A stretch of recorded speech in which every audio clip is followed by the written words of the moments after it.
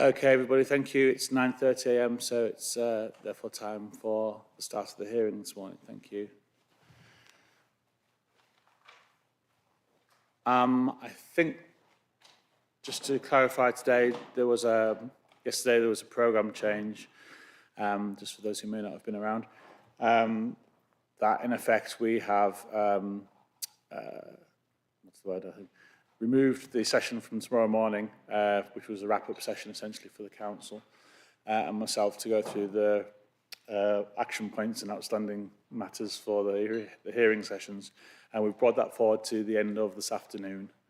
I think that we had the discussion and the debate yesterday, and I think we could probably get through the business today rather than having to come back for a relatively short period of time tomorrow morning. So the revised plan of the revised programme of hearings is now revision 4 or version 4 on the website, for those that don't know. And as a result, that means that we are this morning dealing initially with matter 6, which is carbon offsetting, firstly, and then after probably a small break, and then we'll look at matter 7, which is, I think, embodied carbon and the relevant policies of that. And then after lunch, it will be matter 8, existing buildings, and then the wrap-up session following that. So hopefully that's clear. Everyone can follow that and understand that. Before we go any further, there are a number of new faces around the table. I'm sure you all know each other, but we are being live streamed today. I think the sessions are being live streamed for those that may not be aware. So does anybody have any objections to that at all in terms of being seen around the world? Okay, fine, that's good. So then just for the benefit of me then, I suspect that, could I just ask people to go around, perhaps starting here, just to introduce themselves and the role, presumably all for the council today. But if we could just start here. Thank you. Thank you. Yeah, I'm Dave Barber. I'm Programme Director for Climate Change. And I've been involved with the DPD at a sort of high level all the way through, but including working with the colleagues at the County Council on carbon offsetting. Okay, good morning. My name is David Lowe. I'm Delivery Lead for Ecology, Historic Environment and Landscape at Warwickshire County Council, and I've been helping with through biodiversity offsetting for 10 years.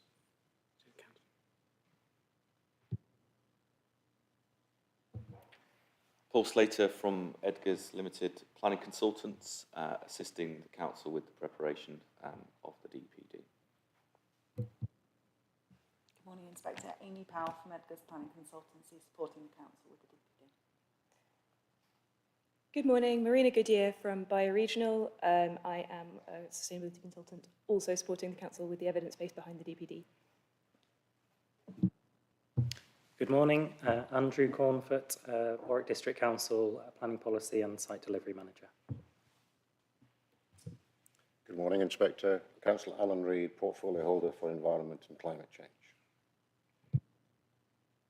Morning, Inspector. I'm Amit Brach, Principal Planning Policy Officer at Warwick District Council.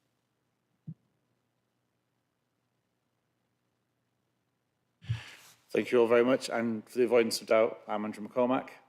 I'm the Planning Inspector appointed by the Secretary of State to hold this examination on the Net Zero Carbon DPD for Warwick Council. I was going to turn to the Council just for the usual fire and safety announcements. I imagine you're all pretty aware of those, but it's just worth running through them again, I think, if that's okay, just to sort of make sure we're all aware of that. Thank you. Okay, I'll mention the toilet facilities first. The accessible and gents toilets are located just outside the main doors here to the right-hand side, and the ladies' toilets are located on the mid-landing, so down the first set of stairs. There are more toilets available at the ground floor. In terms of the fire alarm and evacuation procedures, there aren't any planned tests of the emergency alarm today. If the alarm does sound, everyone present must leave via the designated route, which is down the main stairs and out of the front door of the building, turn left and head to the meeting place adjacent to the public toilets on Regent Grove, which is just over there. If the preferred route is blocked, please use the nearest signed alternative route. And if the alarm does go, we are not to use the lifts in the lift when exiting the building. A member of the town hall staff who will be wearing a fluorescent jacket will assist in the safe exit of the building. Please do not re-enter the building until the fire officer advises that it is safe to do so. Thank you very much for that. It's just always useful to know, but hopefully in terms of the firewall, we'll never have to use it. But thank you for that. At this point, I just wanted to go and review any possible action points from yesterday for the council. I seem to recall that there was something that was going to be provided this morning on, I think it was the 6% uplift, I think, which was raised by Bart Milmore yesterday, and where that came from and for the non-residential buildings. So does the council have anything on that today? Yeah. Yes, thanks, Inspector. Yes, yesterday we did agree to provide a further note about the 6% uplift, and we have we've drafted a note covering both the 6% uplift for non-residential buildings and the 3% uplift for residential buildings. The team spent quite a bit of time yesterday evening working on that.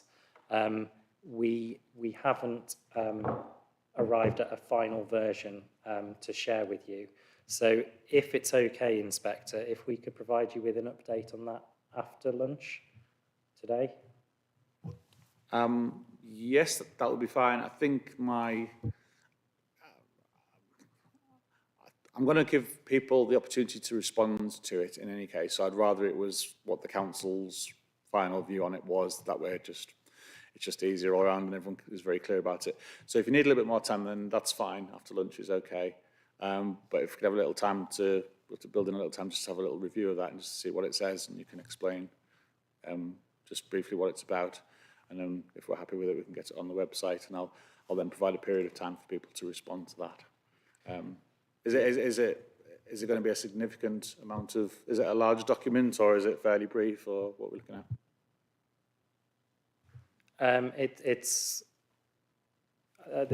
This version has track changes, so it makes it longer, but it will be between 5 and 10 pages. Okay, yeah, then that's okay. I mean, we'll have a look at it, perhaps after lunch, just briefly, just to see what it says, and you can outline it for me, and then we'll decide on whether to get it out onto the website there, and then.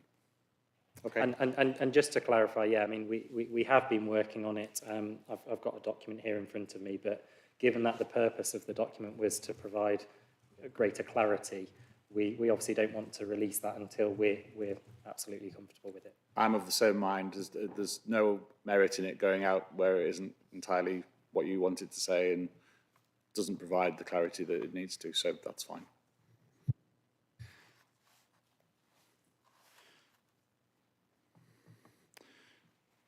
Okay, was there anything else that the council wanted to raise at this point that was arising from action points at this stage?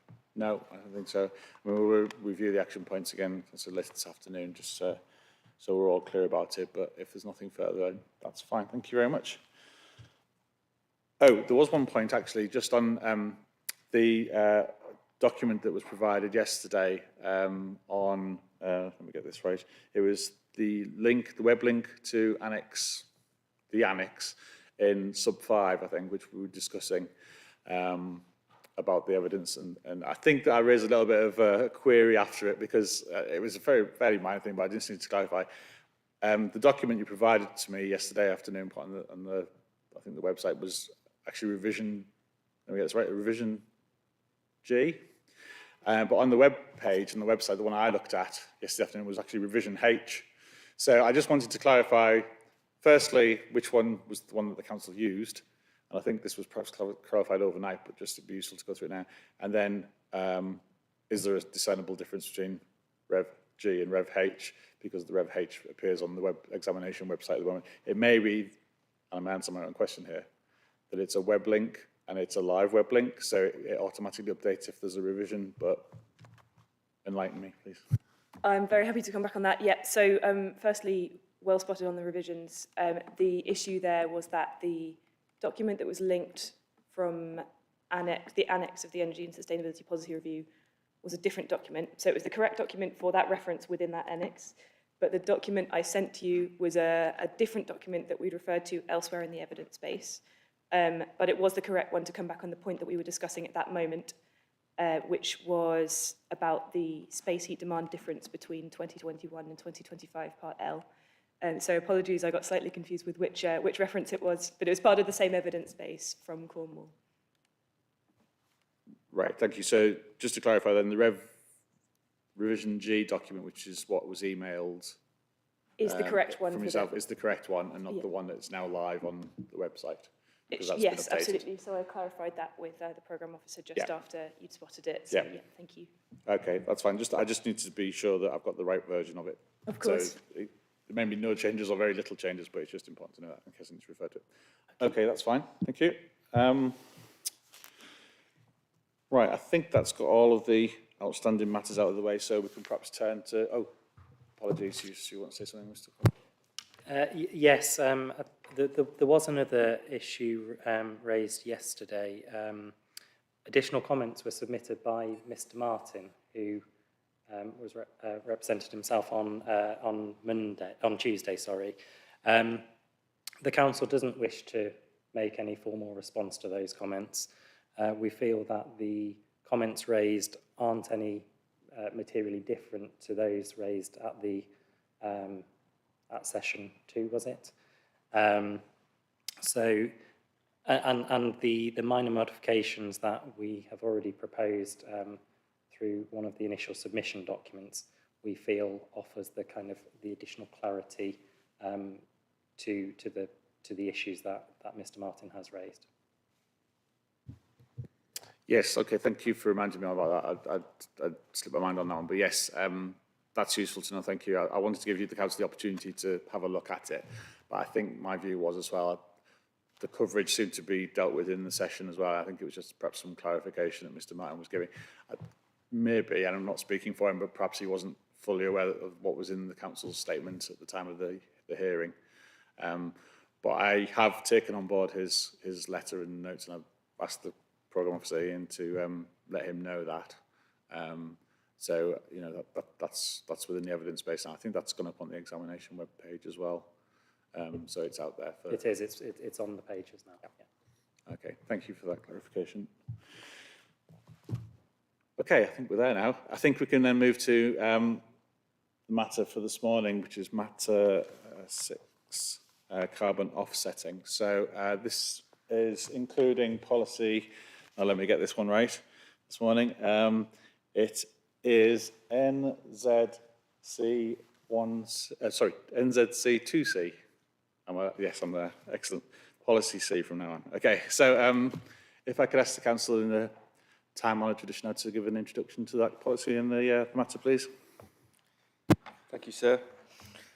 Policy NZC2C requires development which cannot demonstrate that it's net zero carbon in relation to regulated operational energy to offset any residual carbon emissions through a contribution to the District Council's Carbon Offset Fund or delivery of a verified local off-site offsetting scheme. The policy and supporting text is clear and effective with regard to a number of relevant matters. Calculation and scope. This relates to regulated operational energy consistent with the definition of net zero carbon in paragraph 4.1.1 of the DPD and as calculated according to the SAP or SPEM carbon emissions in the energy statement. This is to be calculated for a period of 30 years, which is a time period consistent with local plan precedents as identified in the London plan and the Reading local plan. And this is to be calculated in the energy statement at the submission of a planning application and then calculated upon completion and preoccupation. A further matter is pricing, and the carbon offset pricing is the nationally recognised non-traded valuation of carbon updated annually as part of the Treasury Green Book data by BASE. This reflects the evidence in the London Plan precedent, identifying that the costs of different types of offsetting projects will vary. and adopting a nationally recognised carbon pricing mechanism is therefore justified to allow for a variety of offset schemes to be delivered. In relation to collection and spending, collection is to be through a Section 106 agreement to the Council's offsetting fund, and it will be required to be paid prior to occupation of the development, and spending will be monitored and reported on through the authority's monitoring report. At the Council's discretion, a verified local off-site offsetting scheme may be used instead of payment to the Council's offsetting fund. The supporting text at NZC 2C at DPD paragraph 8.1 is clear that offsetting is considered a final resort in delivering net zero carbon development in the district. It offers an alternative compliance route for developers where it is not feasible to deliver the carbon reduction sought on site, and the offsetting mechanism is a way to deliver a reduction of carbon emissions that correlates with the DPD's overall goal. New development is expected to get as close as possible to zero carbon on site through fabric performance, inclusion of renewable energy, and where residual carbon emissions are identified, they will need to be offset. The associated carbon emissions will be calculated in accordance with the stated national trajectories for the carbon reduction of the relevant energy source. We refer to this as a dynamic offset at times, sir. So as an example, if electric heating system is used based on supply from the national grid, the calculation of carbon emissions associated with this will be based on any published national government carbon reduction target, including a reduction trajectory for the electricity grid. The offsetting policy therefore further promotes zero carbon ready technologies such as electric heating over fossil fuels. So in short, sir, that if an all-electric heating system is proposed, then the offset amount reduces over time as the grid decarbonises over time. The Council is working jointly with Warwickshire County Council to set up a carbon offsetting fund through the Warwickshire Ecosystem Services Trading Protocol, WESTP for short. This includes the mechanism for carbon offsetting and trading. Evidence to support the development of this protocol relating to the setting of carbon trading is included in the Natural Environment Investment Readiness Fund report. I'd refer to that as the NERF report, sir, and that has been added to the examination documents as Exam 5. That research commenced in October 2021 and was completed with a report in March 2022. The WESTP is being prepared for initial consultation in April 2023, and it will be an annex to the Warwickshire, Coventry and Solihull Green Infrastructure Strategy. In terms of timescales, the ability to purchase Warwick carbon credits through the WESTP and offset residual impacts is anticipated to be ready by December 2023 through the creation of woodland on Warwickshire County Council and Warwick District Council landholding, subject to Woodland Carbon Code accreditation. The WESTP utilises 10 years' knowledge and experience of Warwickshire County Council gathered in establishing and regulating the Warwickshire, Solihull and Coventry biodiversity net gain market. A Warwickshire carbon market will mirror this biodiversity net gain market.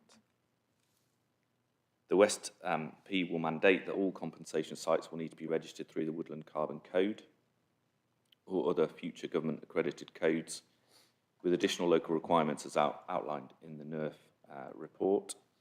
It is the LPA's intention that all compensation activity will be made available on an online platform for transparency.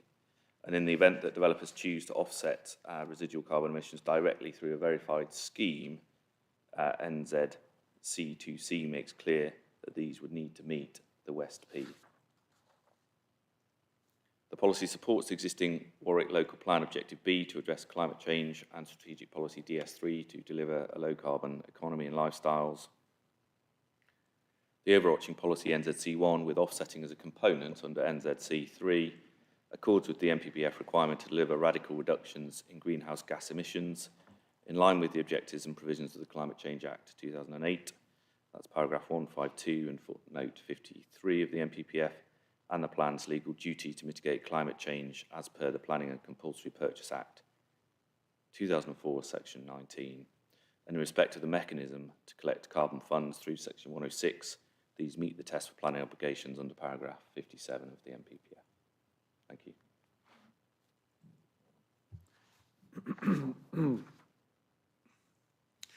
Thank you very much for that, Mr. Slater. I think I understand the premise of it and the part it plays within the suite of policies that we've got. So we've got A, B and C, which is the stages of the energy hierarchy. And I understand that it's the council's view that that's almost like it's a last resort stage to get to in order to be achieving the targets of the DPD or the aims of the DPD. So my questions, I think, so the principle of it and how it works, that's fine. I think I fully understand that and I can see where that's going. My queries are perhaps more relating to the practicalities of how that's going to be undertaken and where we are with that in terms of, is it going to be an effective policy at this stage? So I've got a few questions about that. I mean, initially, I just wanted to clarify the relationship between the policy and national policy for a start and the local plan. So you touched on it in terms of there's a link there between objective B of the local plan, and also you went through a range of policies as well. I noted in representations that we've had and also in my reading of it that there's a bit of uncertainty from development industry in terms of where this approach sits within the local plan itself. And I just wondered if they needed, from the council's view, what the council's view of it was in terms of how this particular part of the plan, the DPD, fits in with the local plan. So does it need to be more inextricably linked or made clear, I suppose, as to where it's coming from? So you've mentioned things like Objective B, and I think it was policies, DM1, and then CC3 and CC1, I think, those sorts of policies. Does that need to be more explicitly shown in the DPD, perhaps just to alleviate some of those concerns that I've read that they're not quite sure where that sits within the local plan? Is it consistent with local plan and national policy as well? I don't know what the council's view is on that. I think, I guess initially what I would say is to view obviously NZC 2C as part of that overall strategy within NZ C1. I do recall a comment, I believe, in one of the examination statements querying the relationship, I think, with policy CC1. Yeah, CC1A, I think it was. But from my reading of it, I didn't understand, let's say, that there was any sort of conflict, with that. And, overall, NZC1 and the policies, complement the existing Warwick local plan policies, their role being to deliver specific carbon reductions from development. So, specific percentage carbon reductions and bringing new development to net zero regulated carbon. So I think our view is that policy NZC1 with NZC2C as a component very much sort of complements the local plan policies, and we've not identified any conflict. Okay, I think in terms of the conflict, I think fine, I understand that. I think where I'm coming from is in terms of the clarity of it. I think what I'm understanding right, you're saying that if you read the DPD through NZC1, that's where it'll give you the links through from the local plan into what you're achieving through NZ2C, sorry, NZC2, A, B, and C. So what you're saying is the route into the DPD through the local plan should be read through NZC1 first. Is that right in terms of the flow through, or does it need to be more inextricably linked with individual policies? Because I think we've referred to other policies. There's been reference to other local plan policies in other parts of the policy, I think. I'm just concerned, the point I'm trying to get at is I'm just concerned in the responses that we've got, people seem to be raising, this doesn't fit in with the local plan. And I think it may be that it does, but I think my issue is the perception may be that it isn't, that it's not clear enough. And does it need to be clarified more? Or I think clarified in full stop?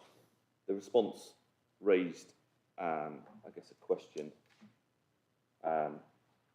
in relation to, I think it was CC1A. Yeah. And just, I guess, to repeat CC1 up to point A. So CC1 is planning for climate change adaptation, and then it starts with all development is required to be designed to be resilient to and adapt to the future impacts of climate change through inclusion of the following adaptation measures where appropriate.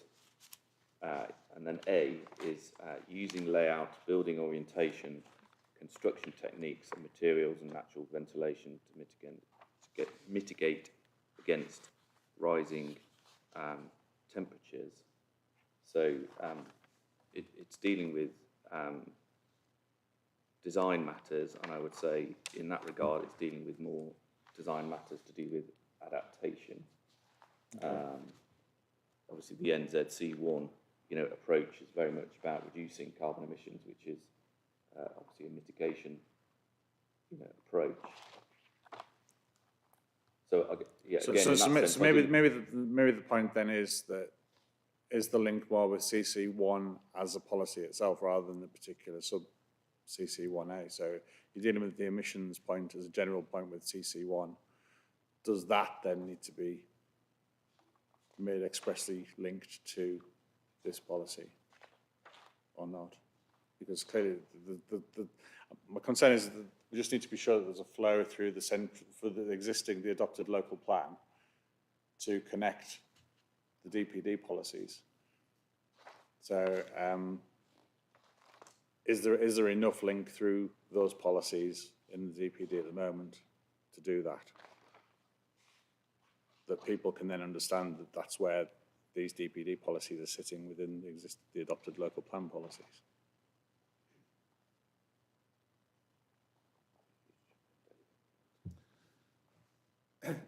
In terms of the way the policies conceived the thing, it relates back to the sort of objectives of the local plan, and I think you referred to Objective B, which specifically relates to climate change, including mitigating climate change, and also, specifically looks at,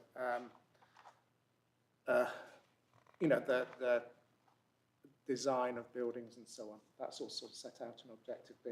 Yeah. I think the relationship between CC1 and the net zero carbon DPD as a whole is that we're trying to bring something that complements it but is additional to CC1. It's not. I don't see it as part of CC1 because CC1 is very much about adaptation. This is very much about the mitigation side of things, but it is still consistent with the objectives of the local plan. So we still have that framework. Okay, then. So then, taking that point, because I know we've had discussions about the DPD policies aren't replacing adopted local plan policies. They are supporting and enhancing, I think was the word that had been used, existing adopted policies. And that's fine. I just wondered whether, taking that forward, then each of these policies then need to have some explanation in their supporting text to say, this DPD policy supports and enhances policy CC1.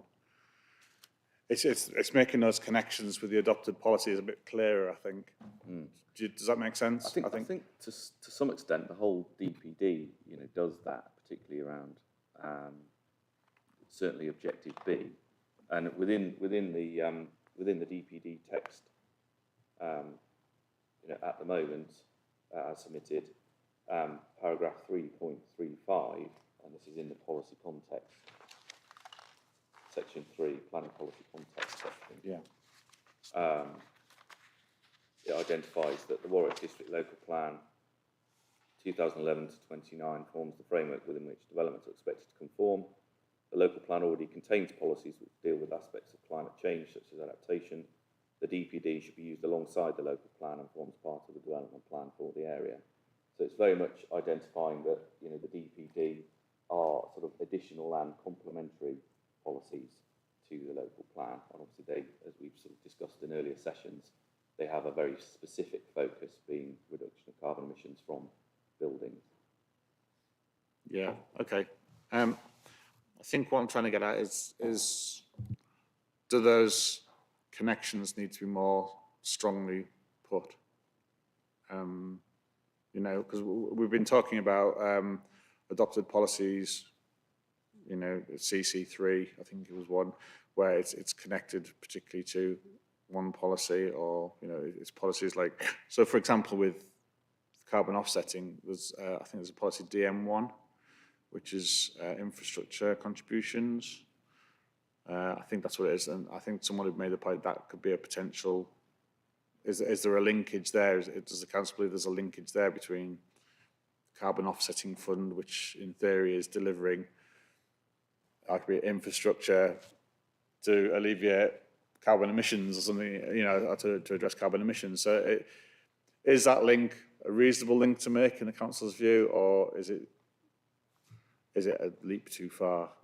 That's what I'm trying to get at. You know, I'm reading these kind of links with policies that, you know, each policy in the supporting text does it require a specific reference to policies in the adopted plan that these policies in the DPD support and enhance? Or is it just, as Mr. Barber said, is it just centrally about objective B, and the other policies, you know, should be read as a whole, and that's enough? I don't know. Is that sounds for you? Yeah, I think in terms of policy DM1, I think there is a clear link there between. Sorry, there is or there isn't? There is between the offsetting policy and the local plan. Just a couple of things from me. Firstly, in terms of picking up on comments from Mr. Barber and Mr. Slater, the DPD is intended to be complementary, but also, yeah, additional to the local plan policies. And just a brief bit of background, which if you need more detail, I'm sure Mr. Barber would be better placed than myself on this. But we did look to have more stringent policies around this area in the adopted local plan. And I think it was because of a 2015 ministerial statement that that policy was watered down. So that's left us in a position whereby, as I alluded to in our opening statement of this hearing, our current local plan policies are insufficient to deliver what the council's kind of carbon reduction targets are. So I suppose the point there is that the policies are complementary to the existing local plan policies, but there aren't necessarily always the direct links, because quite simply the current local plan policies don't provide the detail that this DPD is looking to provide. Okay, understood. My question back then is, does the DPD need to set that out, spell that out? Because so for example, with this particular policy, it could be, from what you're just saying there, well, you know, policy DM1 in the local plan policy delivers to a degree, however, policy NZC 2C actually supports and expands on that, or, you know, is additional to that. Is that the point that needs to be expressed and spelled out more clearly, I suppose, is where I'm going with it. Would that make the policy more... Yeah, certainly, if you think it would be beneficial for that. Would that make the policy more effective in terms of clearer for for those people who they can see where it's going or where it's coming from. I think, you know, I don't think that would be a problem to us to add that extra degree of clarification. I think that might be just a bit helpful just in terms of setting the overall direction of travel, I suppose, with the DPD. It may be set out at the front of the DPD and saying this DPD policies are there to expand, support, take forward the adopted policies in the local plan, because for whatever reason they didn't quite help us achieve what we're wanting to achieve now. And I think that's fine to say that, but I think say it. I think then it's just clear that it is then forms a specific part of the local plan, taking it forward. I think that might be helpful in this policy, but perhaps in other policies as well. It may be something the council can perhaps look at. I don't think it's a massive piece of work. I think it's just making those connections or just clarifying those points more clearly. And it may be that you do it for each of the policies and say, okay, policy C assists in delivering or taking forward the focus or the intentions of the adopted policies from the 2017 local plan. And this is the reason why. I think that might be helpful. Does that make sense? Yes, it does, Inspector. If I can raise one more point, which is perhaps something which we would need to draw on in looking at that, and that's in the local plan towards the end of the local plan, in the delivery and monitoring section. It's page 126. There is a section looking at additional guidance to support the delivery of the plan, and there is reference there to sustainable buildings. As you might recall from the local development schemes, both the kind of 2021 and 2022 version, we were initially looking at an SPD, and then that became a DPD that we were working on.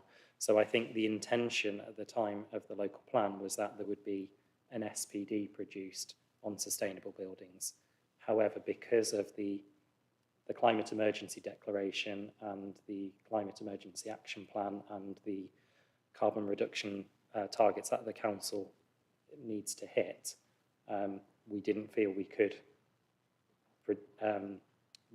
do that through an SPD. We felt it was a new policy which had to be through the form of a DPD. Yeah, thank you. I understand that. I think you know, that's where the DPD that was before us today has emerged from, and you know would have the weight to deliver that in terms of the policies and to add on and take the local plan forward. I think I understand that.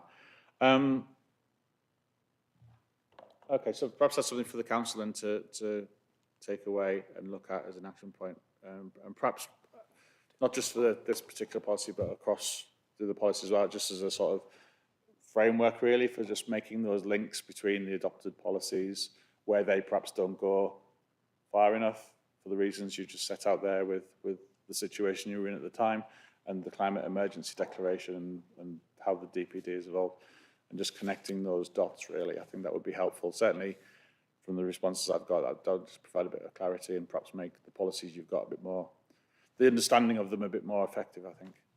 That would be useful. Yep, okay.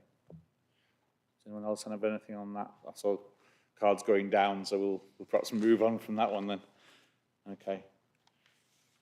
I just wanted to turn to the actual, where we are with the carbon offset fund as well, the practicalities of it. Now, I know in the openings there you expressed that there's work going on with, I think it's West P, is that the protocol? I can't remember. I've written it down as West P. I know the last word is protocol, and it's probably something to do with Warwickshire. So you'll have to remind me on that, I'm sorry, but I suspect that's going to be Mr. Lowe who's going to speak on that. But just in terms of where things are at the moment with the fund, in terms of does it have a list of projects identified? You mentioned that there's the, was it the credits that have been identified for woodland and in various points across Warwickshire and the Warwick district?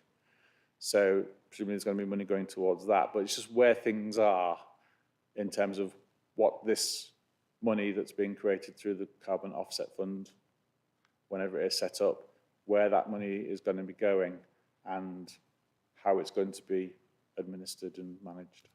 If that's, it's quite a lot in there, but I think I just want to get to the bottom of where that is really. Please. Mr. Lowe, I think. Okay, the Warwickshire Ecosystem Service Trading Protocol, it sounded so good at the time. I know that's all right, and it just flows off the top of my head nowadays, but is in preparation.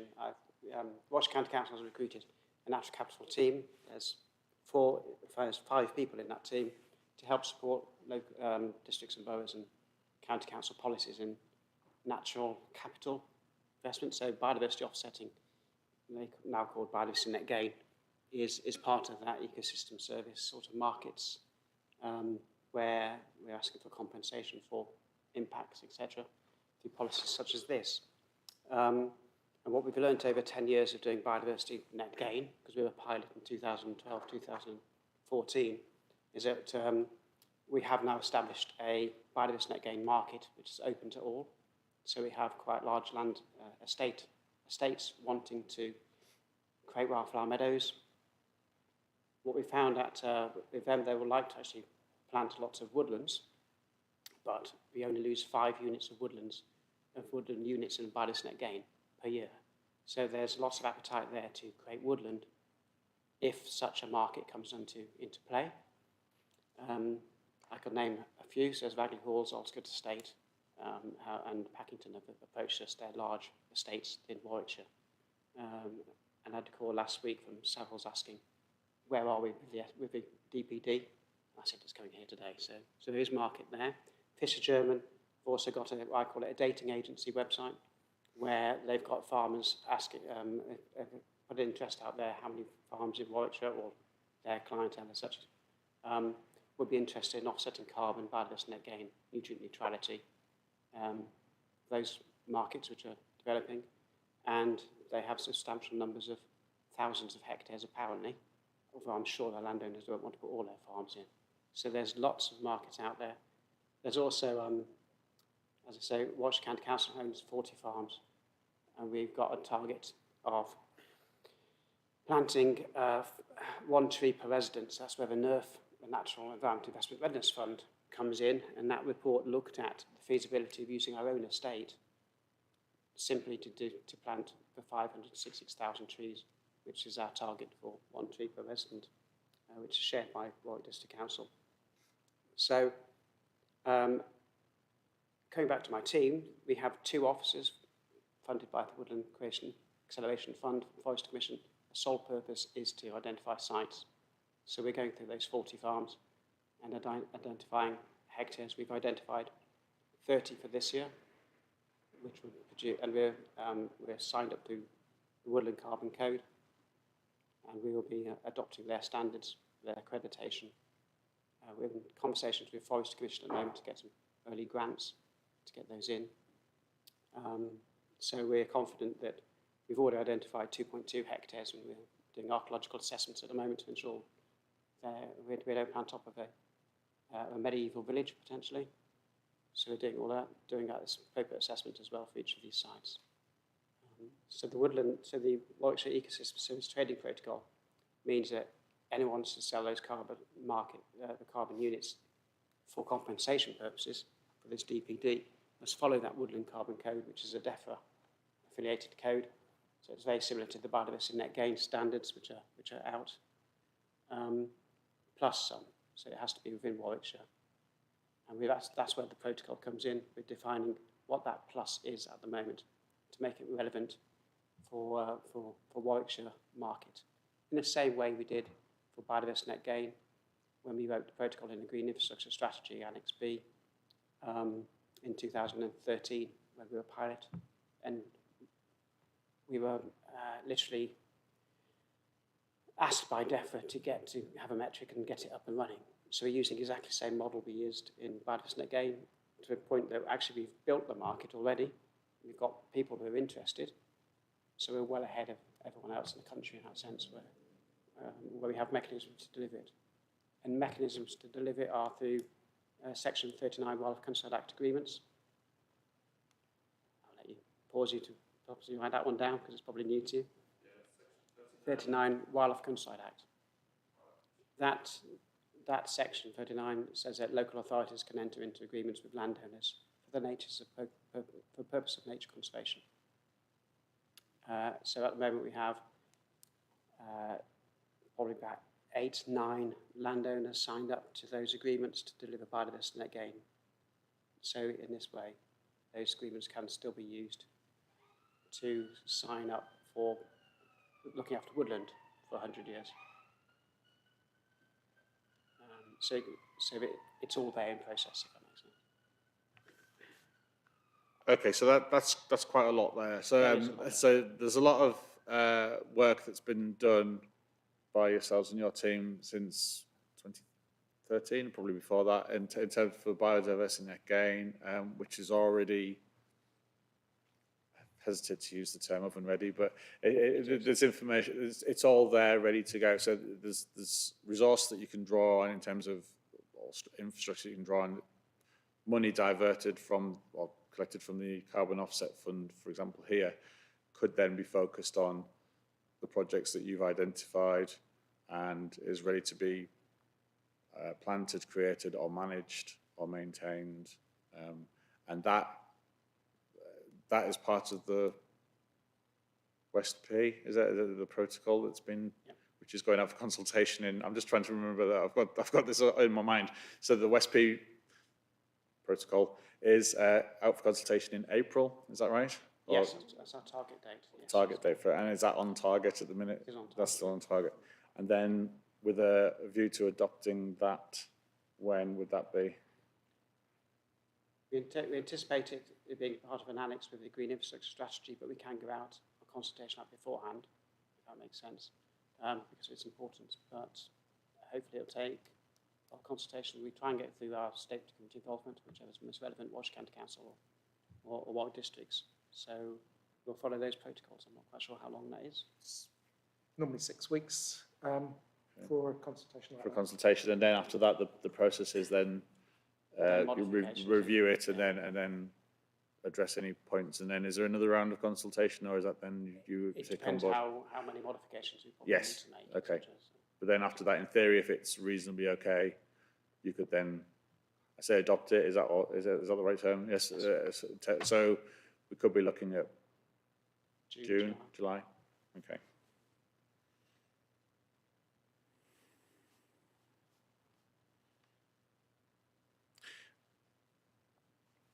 So there's clearly an awful lot that's going on there from what you just said there. Is that something that the DPD or supporting text needs to point to or allude to or identify that is actually in place, or that is where a carbon offsetting fund funding contributions, that's the structure or the framework that would be directed towards? That seems perhaps that might be some sensible way of just identifying or signposting that there is something in place, that the money that is potentially going to be collected through this fund will be directed to these sorts of projects. Because I think a lot of the comments and queries that have come back is, where is this fund, where are the monies from this fund going to go? Is there a structure for it to go? Is there a fund in place, for example? Is it being managed, monitored, maintained? Are there projects identified? These are the questions that have been raised, and I hadn't seen anything in the DPD until Mr. Lowe has then just gone through that with me very, very helpfully. I have a better understanding now of what the structure is and where that's going and the timescales that's going to be in place. But from reading documents at the moment, I haven't been able to glean that. So I just wonder if that's an area that might need some work. Yes, I think it would be possible to do that, certainly. I suppose I would just add, though, that the policy wording that we currently have was deliberately written to future-proof the document as well, to provide, you know, flexibility rather than, you know, nailing our colours to one mast. And I think the other thing I would say is Mr. Lowe, working alongside Warwick District Council and other councils in the local area, has been developing this kind of along at the same time as the DPD. So perhaps when we drafted this policy, we didn't necessarily have the progress that we now have on the work that Dave's discussed. No, I acknowledge that. You know, things move on. These things take a little bit of time. But I think now that we're perhaps at a stage where there is that information, and we have an opportunity to perhaps identify that within the DPD.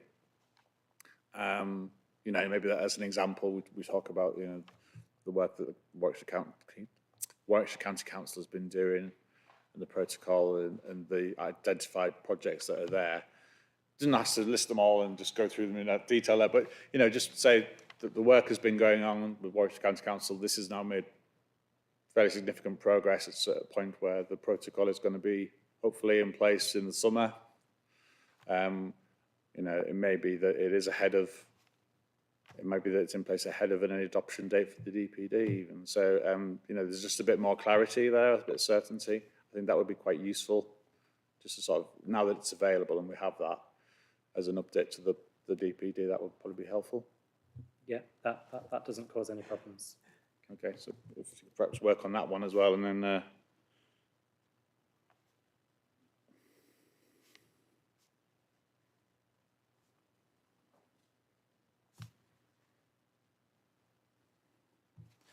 that's not to say that is the only show in town either. Obviously, I mean, I appreciate there'll be other things that come along over the next, you know, however many years, but that sounds a fairly comprehensive program that obviously a lot of work has gone into it, and to a degree it's been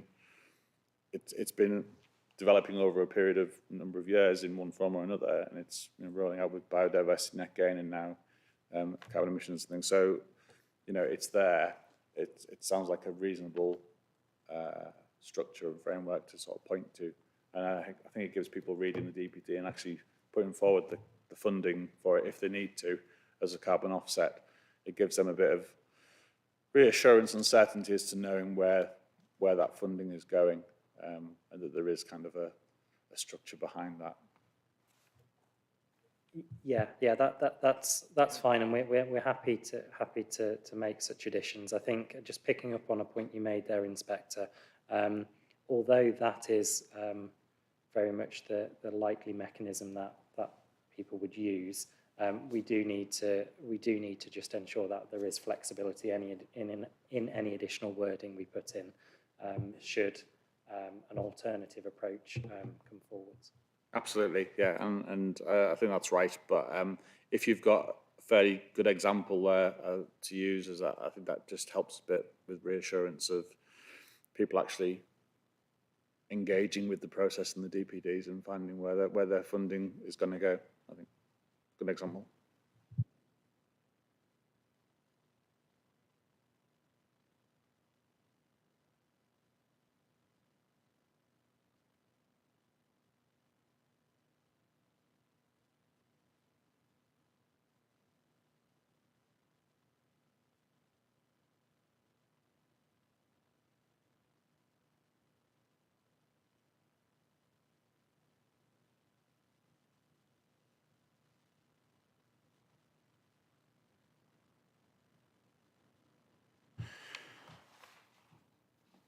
Okay, just want to move along now to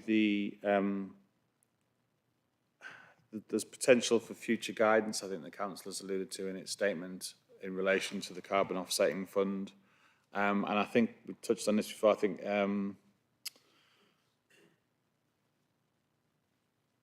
it was suggested that there was going to be some further SPD or document, which I think you mentioned a little bit earlier about have I seen something about development contributions, or as an SPD that was in a LDS? Or have I just made that up? There's an LDS.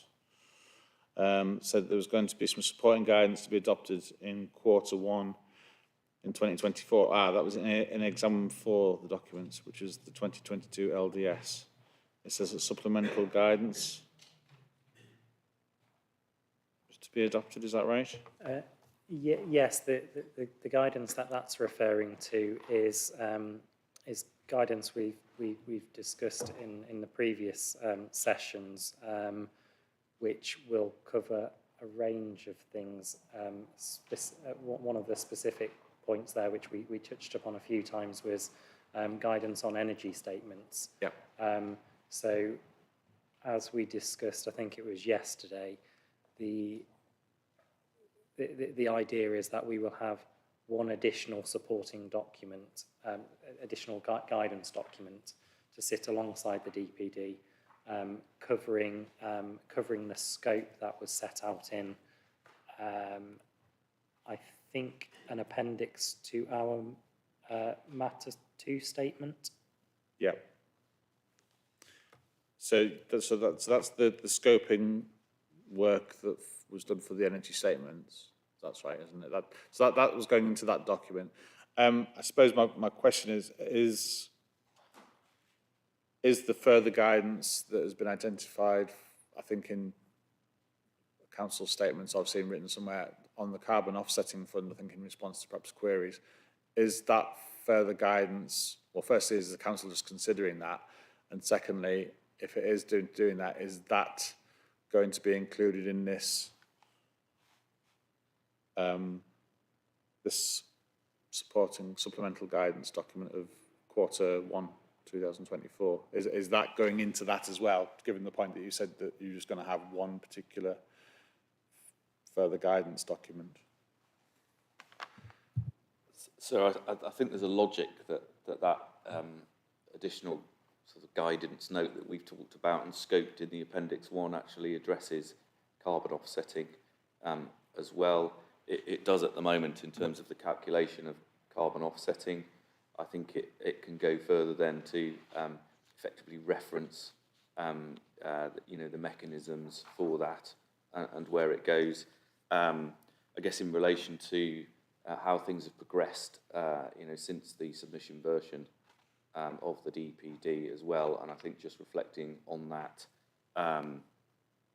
the protocol which has been developed to an extent provides additional guidance on that, and the policy is clear that alternative offsetting schemes should comply with that as well. So I think it can be covered within the guidance note for energy statements, I think, and it's more referencing the protocol which has been produced along with the calculation of offsetting funds.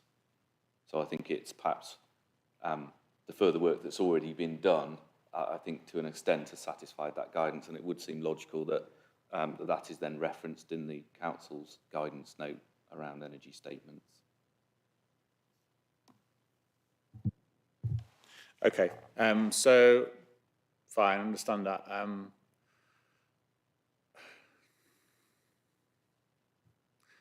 It strikes me, it may just be a perception, let me know if I'm going down the wrong track here, but it strikes me that there seems to be quite a lot of further guidance that's being put forward, and it's something that keeps coming back, but there's a lot of further guidance that has been promised or identified as going to be happening to support the DPD, and then it's all going to be in one particular guidance document.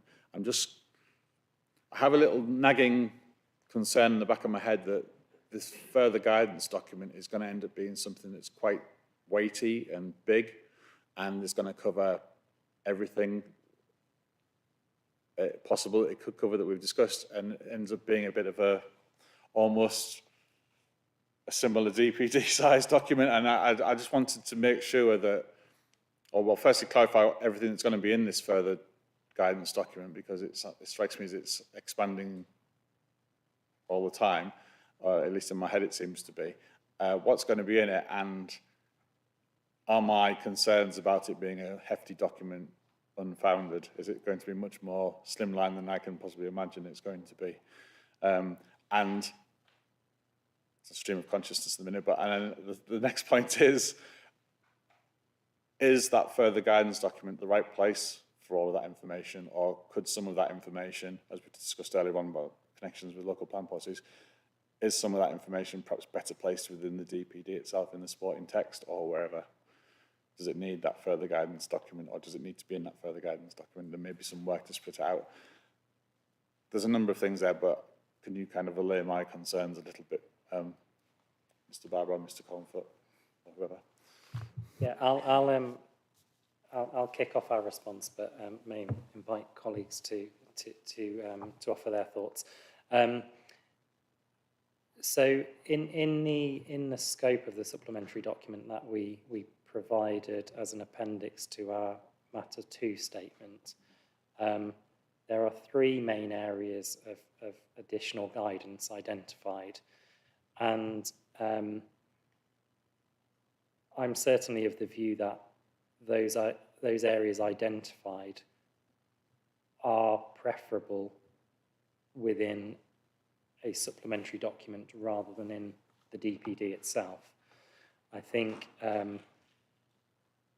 it's better for the DPD to be a more succinct document focusing on the policies with an appropriate kind of explanation and commentary around those policies. If I just look at these bullet points that we've identified as the main scope of the supplementary document, that's requirements of an energy statement. So I think that potentially could be, a few pages of information, but I don't think it's a few pages which would necessarily take an applicant a long time to kind of go through and review. Another aspect is to provide some information around appropriate renewable, zero and low carbon energy technologies and design considerations to help guide applicants and advise planners assessing applications. Again, that's something which we're looking to produce that to aid applicants and aid decision makers, and I don't think that's necessarily appropriate within the DPD itself. Again, that could be a number of pages long, but it will probably be setting out, each type of technology, pros and cons, where it may be best suited, whether it's better suited on small scale developments, larger scale developments, might be in some sort of table format. That's to be determined. So again, I think that may be a few pages long, but I don't think it's something which applicants would look at and think, wow, this is an awful lot of information to go through, because they will quickly be able to identify what is appropriate for their scheme. And then the final item here was guidance on retrofitting existing buildings. And again, I don't think that needs to be added to the policy or the text in the DPD. We're purely looking to produce that to help applicants. And yeah, I think that kind of goes beyond the policy and the explanation for the policy, hence why we want that in the additional scoping document.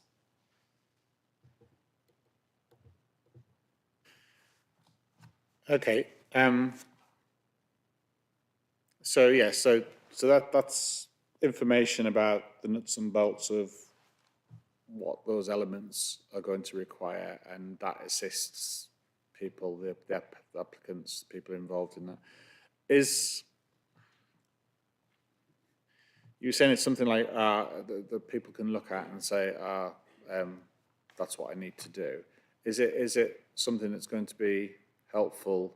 That information that's in there, is that going to be something that's helpful for people to understand how the policies are actually going to work? because my concern is that information that's in that guidance note going to be information that will help the policy be effective, by people engaging with it and thinking, actually, that's how the policy is meant to work, that's what I need to do, or that's how the policy is going to deliver what it's intending to do. Is that information then required at an earlier point, is my point, for the policies not to be effective and to actually people understanding that that's how it's meant to work? Because, at the moment, potentially people are looking at this, and without that guidance, is that perhaps lacking? I think I would argue that the DPD policies would be effective even without the additional guidance. I think the additional guidance will help with interpretation of the policies and arguably make them more effective. But I think even without the guidance, they are effective.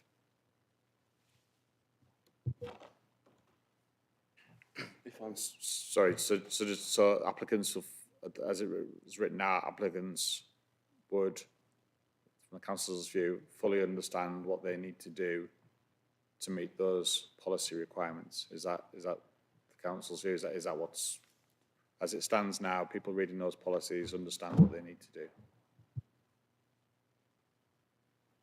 Yes, I believe that's the case. I was actually going to raise another point, and another point as to why I think it's beneficial for this information to be in additional guidance. And I guess it's the point around that it is a somewhat evolving situation, and we discussed yesterday about some specific references in the DPD around SAP and SAP versions. And I think that sort of level of detail and level of information is better in a guidance, document, so that when SAP 10.2 becomes SAP 10.3, obviously the council can then, update their guidance, note accordingly. And I guess to an extent the same goes for the renewable, technologies, as well. The policies we talked about yesterday is deliberately not specific about the types of technology, and that is with a view that the technology is evolving, and that is something that can obviously evolve more easily through a guidance note, and the council can keep that more up to date.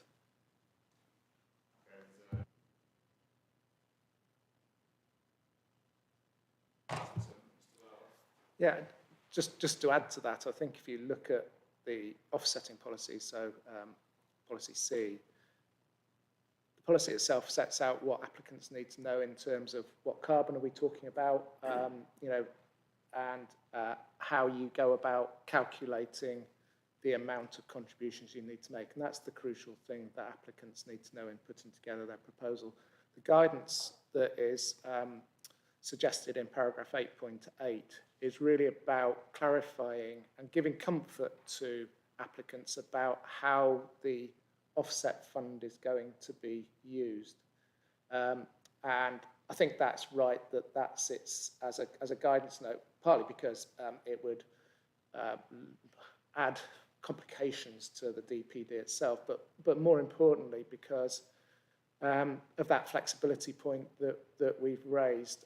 So initially, I can see the guidance being adopted in a way that refers specifically to the West P. It doesn't have to be a very complicated bit of guidance. The protocol itself is where the kind of detail sits.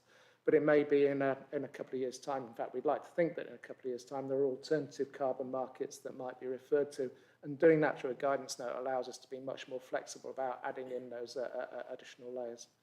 So I think that policy C is an example that sort of builds on what Mr. Slater was just saying. And Mr. Barber has just said what I was going to say. There's a soil carbon which DEFRA are looking to put out in 12 months' time or so. So we need to be flexible on those markets which are going to come available, all measured in the same units, of course.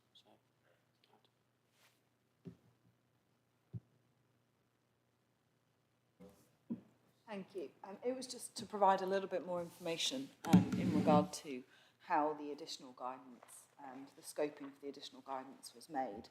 And that's very much with a practical perspective of from a planning consultancy looking at how applications are made where other local authorities have similar policies in place. And actually there was perhaps a little bit of a void for some local authorities where this additional guidance was missing. And actually, from a practical perspective of making a planning application on behalf of a development, actually where that information is lacking, it can be very unclear as what actually the council is looking for. I still believe that the policy and actually having the percentage carbon reduction is absolutely what should be within the policy.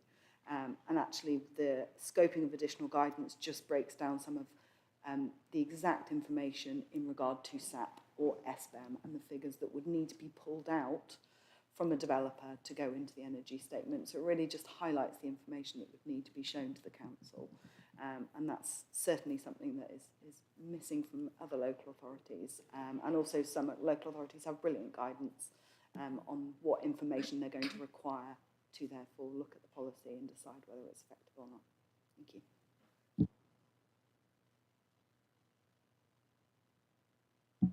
I was going to come in with something very similar to my colleague Amy, actually.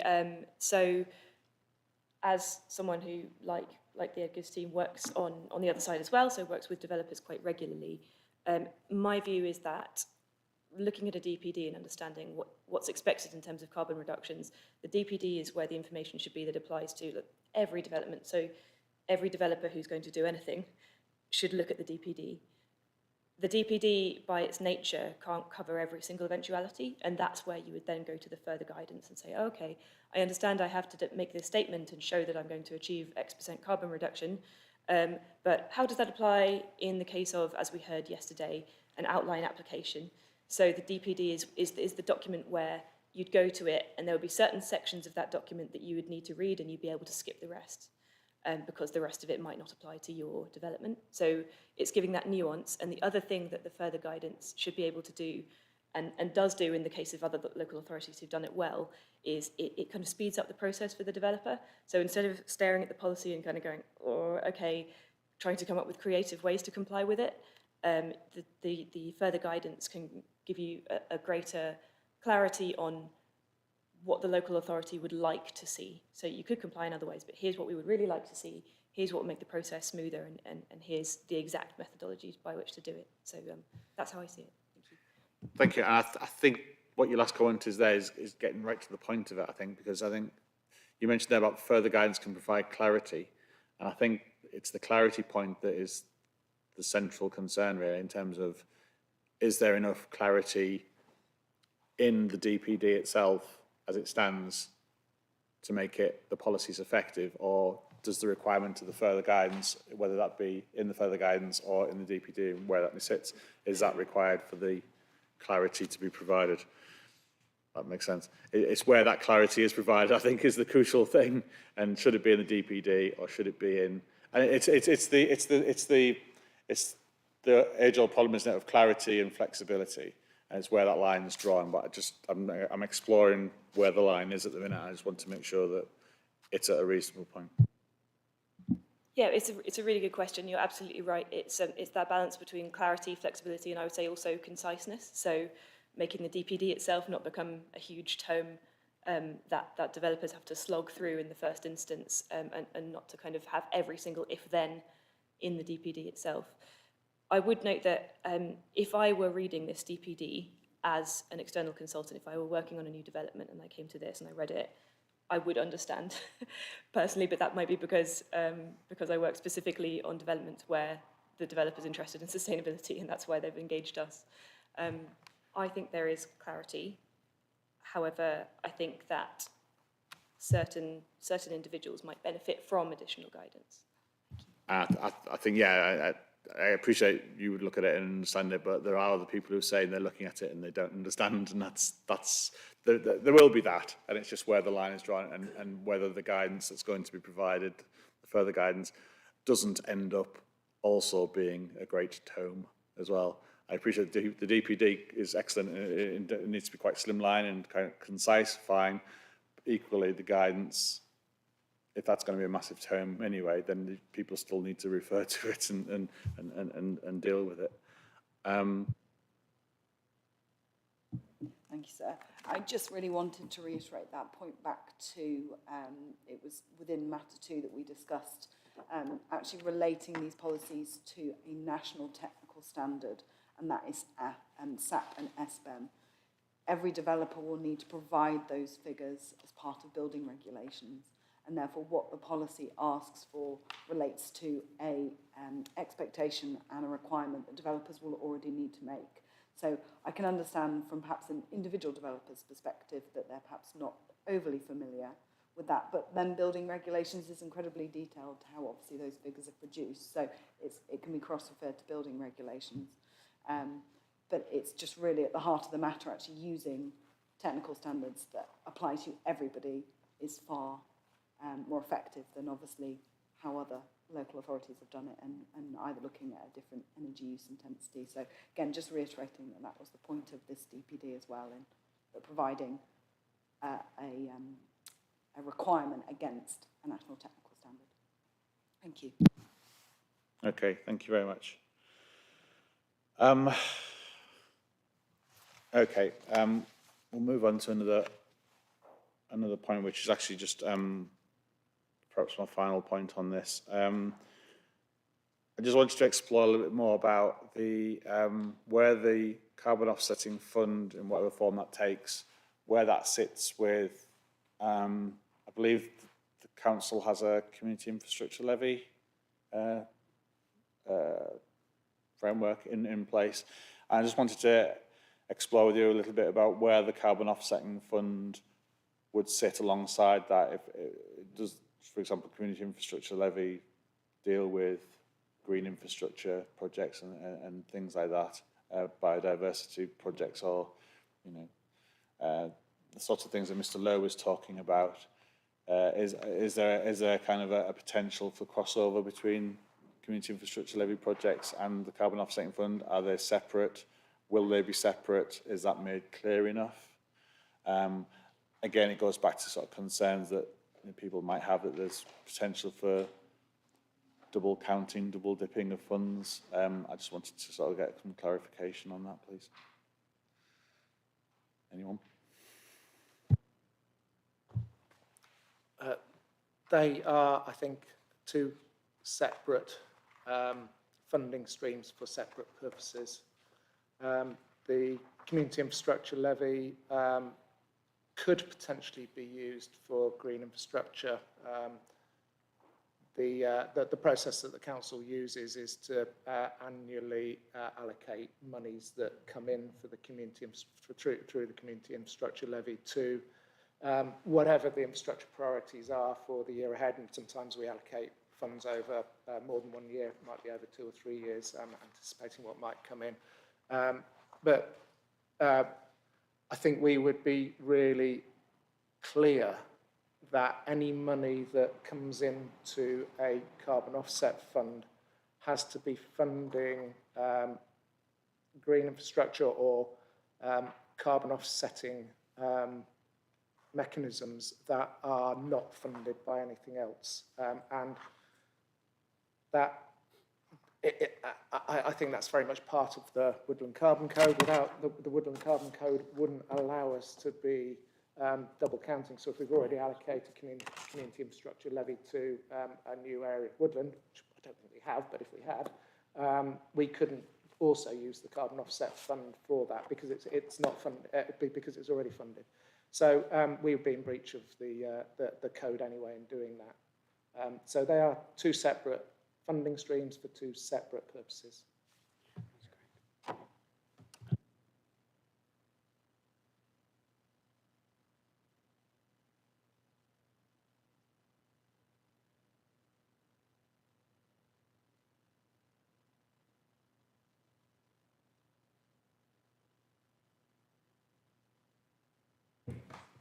It is in the council statement, yeah, on question 6.6.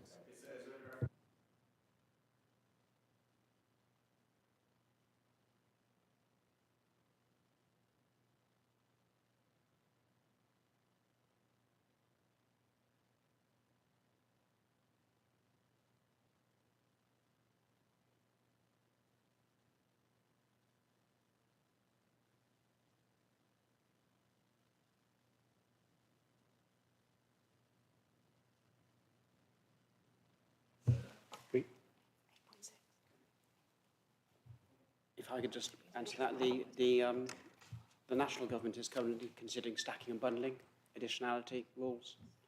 In the consultation that came out about this net gain 2 weeks ago, or almost 2 weeks ago, it actually suggested that nutrient neutrality and biodiversity net gain could be stack and bundled, i.e. you could sell units of both that habitat when it's formed, but not for carbon, it said. So I thought that was a really good, clear statement of additionality and stacking and bundling. But that final documentation is supposed to be coming out next month, which hopefully will bring into the WESPA, I'll call it that now, and hence, as I say, the flexibility. We're still waiting for national government to set some guidance.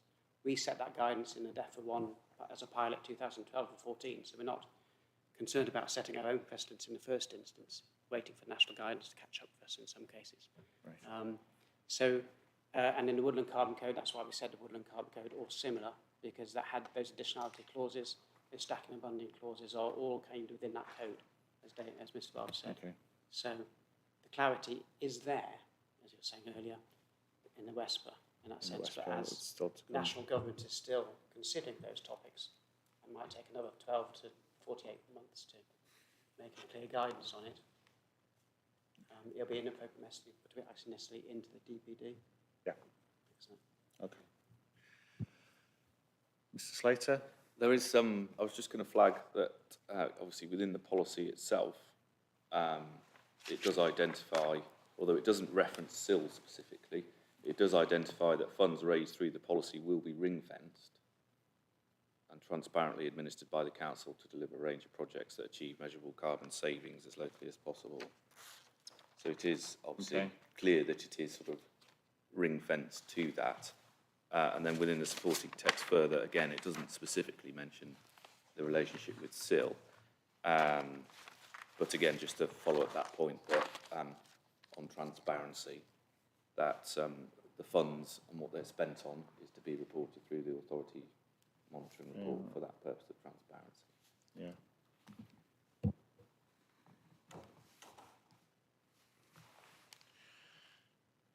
Okay.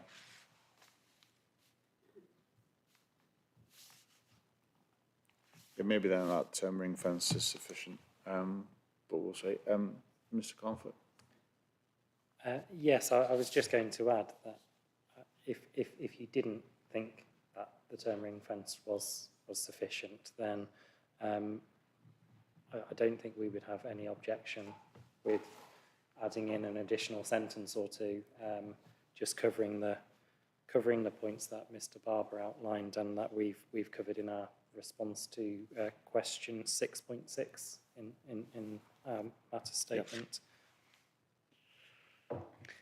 I think the other thing I would say as well is we've referred to the authority monitoring report.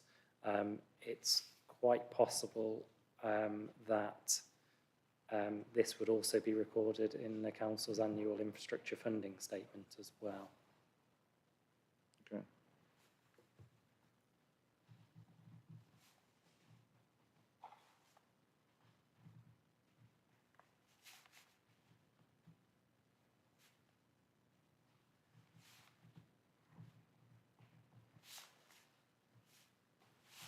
Okay, Ms. Goodyear?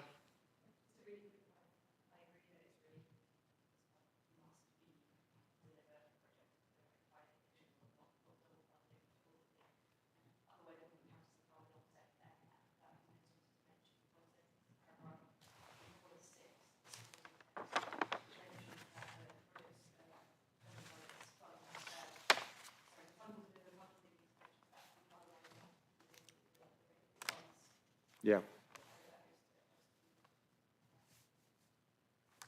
Okay.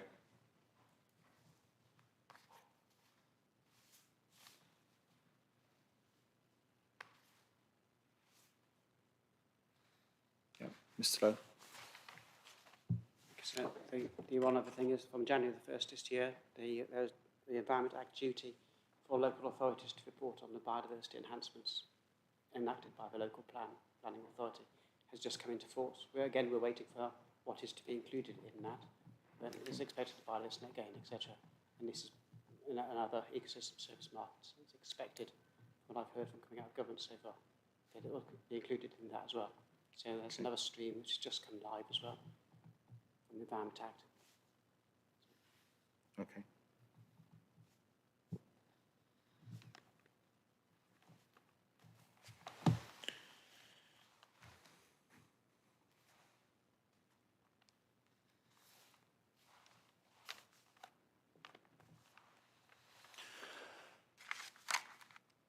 Okay, thank you. That's all I wanted to cover with this matter. Thank you very much. It's been helpful just to clarify, explore those things. So that's fine. We'll take a little break now, and then we'll deal with matter 7, embodied carbon after that, which I think will probably be a slightly briefer session. So I can't see what time. I think it's around about 5 to 11, is it? So if we adjourn just for 15 minutes and we come back at 10 past 11, and then we'll look at matter 7 for those that are okay. Embodied carbon. Thanks very much.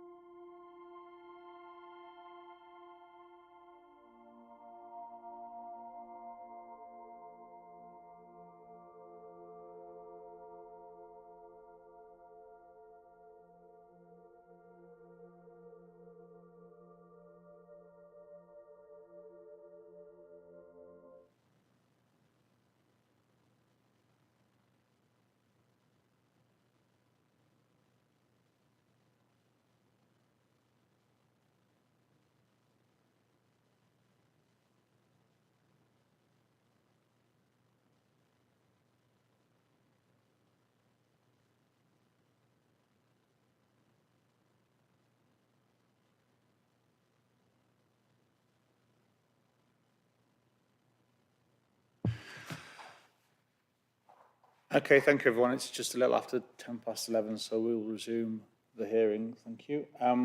So in this small segment, we're going to look at Matter 7, embodied carbon, and that's looking at around policy NZC3.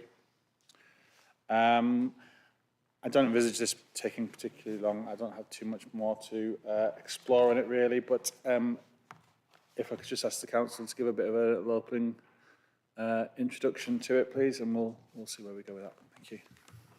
Certainly. So policy net zero carbon 3 sets the requirement for major development to provide within the energy or design statement consideration to the embodied carbon of materials and processes within the construction of the development, and explanation of how they've been reduced where possible. For super major developments, those over 50 dwellings or 5,000 square metres of floor space, a whole life carbon assessment is required. In the supporting text to the policy, recommendations are made for the assessment methodologies, but these are not stipulated within the policy to allow flexibility. Further guidance on this topic is also suggested through the supplementary planning guidance, and recommendations of embodied carbon assessments have been provided within that scoping document. The importance and contribution of embodied carbon was raised earlier through consultations undertaken on the DPD, with numerous comments to the Regulation 18 consultation, noting the lack of policy to address embodied carbon, and rightfully so. Embodied carbon emissions can be up to 50% of the total emissions over a building's lifetime. As a proportion, this increases as building regulations and these DPD policies reduces operational carbon emissions. The Committee on Climate Change has also identified that the decarbonisation of manufacturing and the construction sector, including through resource efficiency and production fuel switching, is an essential component in the future scenarios for the UK's 6th carbon budget, and that's part of the Climate Change Act. National policy through MPPF 153 advocates for a proactive approach to mitigating and adapting to climate change in line with the Climate Change Act 2008. For the avoidance of doubt, the Climate Change Act mandates the need for 5-yearly carbon budgets, as referred to earlier. It is therefore essential that planning policy seeks to minimise carbonised emissions from tangible and quantifiable sources. The construction industry has been working towards this goal for some time with the creation of the Inventory of Carbon and Energy, otherwise known as ICE, which is a database reflecting the embodied carbon of construction materials, and the growth of EPDs, otherwise known as Environmental Product Declarations. These are open source databases which are available to the construction sector and public alike and have increased the accessibility and feasibility of such reporting. Notwithstanding the mainstreaming of information on embodied carbon, the Council recognised that embodied carbon is still an emerging theme within planning policy in general, although this now appears in adopted policies, for example, in Bath and North East Somerset. Consideration to embodied carbon is also captured by existing local plan policies for BREEAM in CC3 for non-residential construction. As such, the Council have approached the inclusion of a policy for embodied carbon sensitively, requiring this for major developments and more rigorous forms of whole life carbon assessment for major developments only. It is crucial that our planning system becomes carbon literate and aware of all forms of carbon emissions from developments to ensure we can meet the nationally mandated carbon targets. The Council therefore feel the inclusion of Net Zero Carbon 3 to set a requirement for the consideration of the reduction of embodied carbon is justified and effective in supporting the national and local goals for carbon emission reductions. Thank you. Thank you very much for that introduction and summary. I'm not going to go over the points made in the previous session as well, but I suppose the same applies to this policy as it did with other policies in terms of the connections with local plan policies and the links there where this takes local plan policies further forward. I think so. Again, we're looking at objective B, And then policy CC3, I think with BRIAM, I think there was a discussion about BRIAM and how that's how BRIAM will have an impact in, or the relationship of the BRIAM assessments in CC3 with what this policy is looking to deliver. So there's a similar piece of work possibly, well, there is a similar piece of work with what was said earlier in the previous policy discussion as well. So that's something to bear in mind on that. Just to provide that clarity, I think would be useful. I just had a couple of points really about the embodied carbon assessments and the thresholds that have been set out in the policy really. Firstly, the thresholds, the super major developments, which is quite a grand terminology. Once you just clarify where that's come from and what that is in this essence. I assume that super major developments are the thresholds that have been set, but where has that terminology come from and why is it applied in the policy here? Please. I'm happy to take that question, sir. Thank you. In terms of the super major categorisation of those developments, obviously that sits at a slightly higher level than your major developments, which is obviously established through the planning compulsory purchase order. And it really is just to reflect those developments that would likely come forward on the larger allocated sites, so 50 dwellings or more. And obviously it refers to non-residential floor space of 5,000 square metres. And I think it's actually alluded to within the Savills commentary on this matter, in that they comment that they have in-house a team or in-house people that look at embodied carbon assessments. And it really reflects that actually the type of developers and therefore their supporting arms who are developing at this scale have already got considerable resources within their own businesses or within their own development arms to actually look at embodied carbon, and that's why, and fed into this threshold for including particularly the whole life carbon assessment, which is what we call cradle to grave, so from the very start to the very end.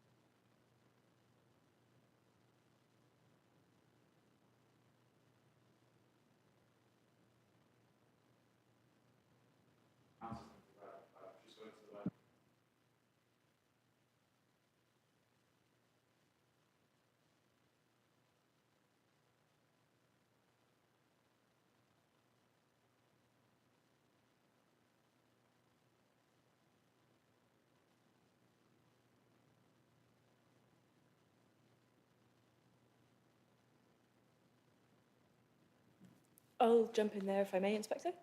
That was based on our experience of providing such assessments at bioregional and the quotations we've seen from rival or should I say similar organisations, so consultants such as WSP. This essentially, it's our experience of how much these assessments tend to cost.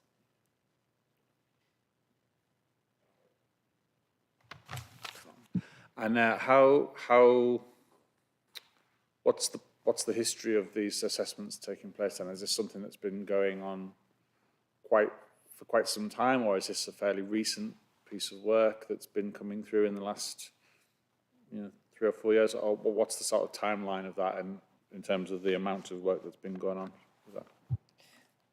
Do you mean, sorry, Inspector, across the country or in Yes, the world? I mean generally, as you've cited today yourselves and other consultants that are doing that work, and presumably it's to do with the embodied carbon and the emissions and things. What's the timeline of that experience in terms of, is it something that's been done, is that cost something fairly recent, or is that something over a longer period of time? I just want to get a gauge of what the evidence is that's informed that amount.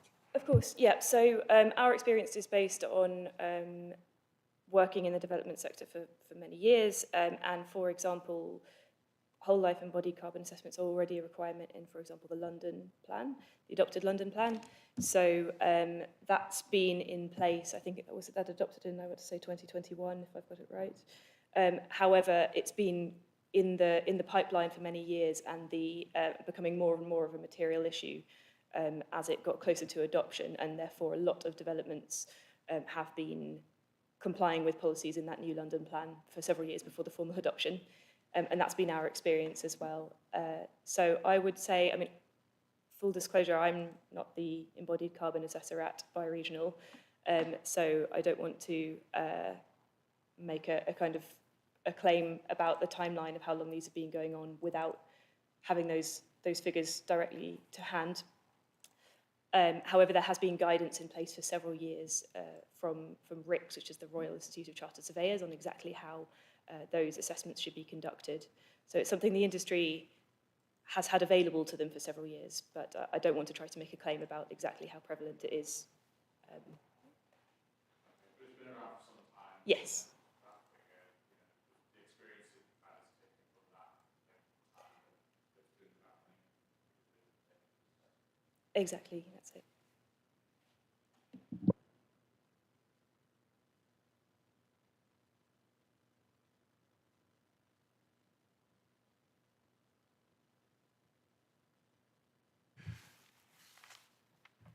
So going back to the point on guidance again, I'm sorry to be bringing this up again, but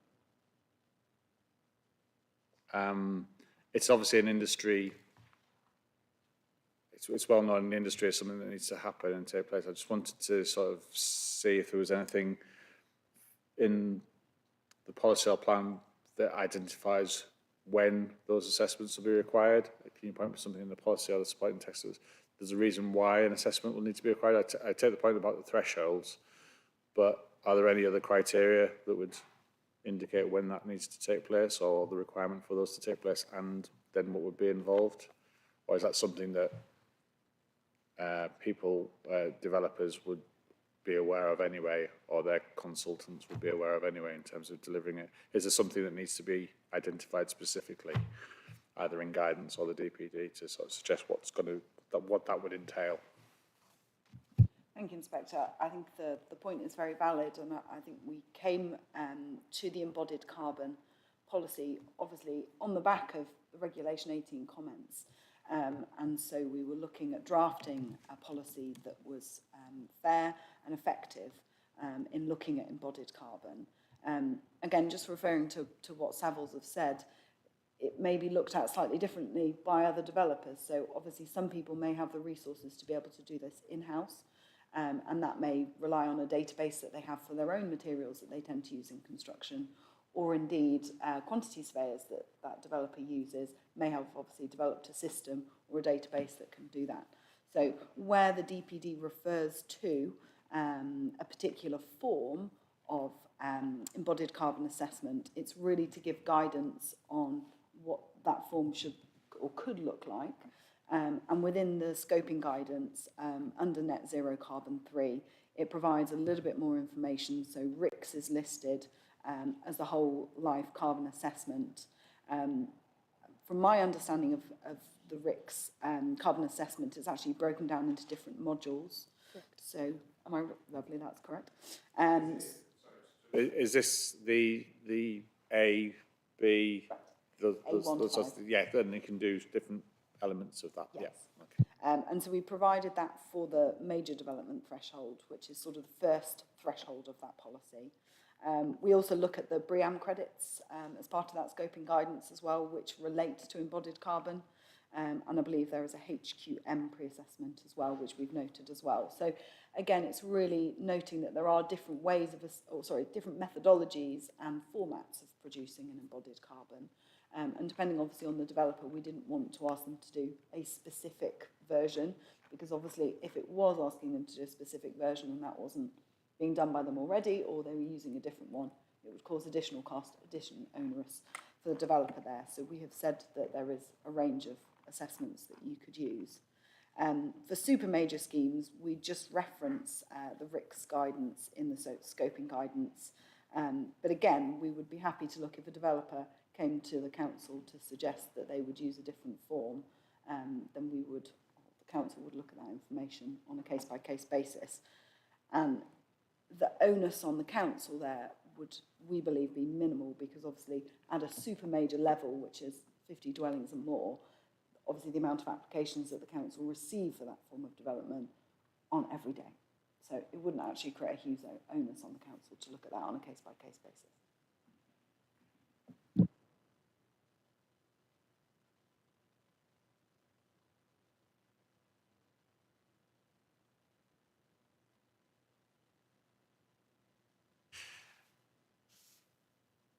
So just to sort of clarify on the application of the policy then, so if a developer came forward with a scheme on a smaller level than super major, then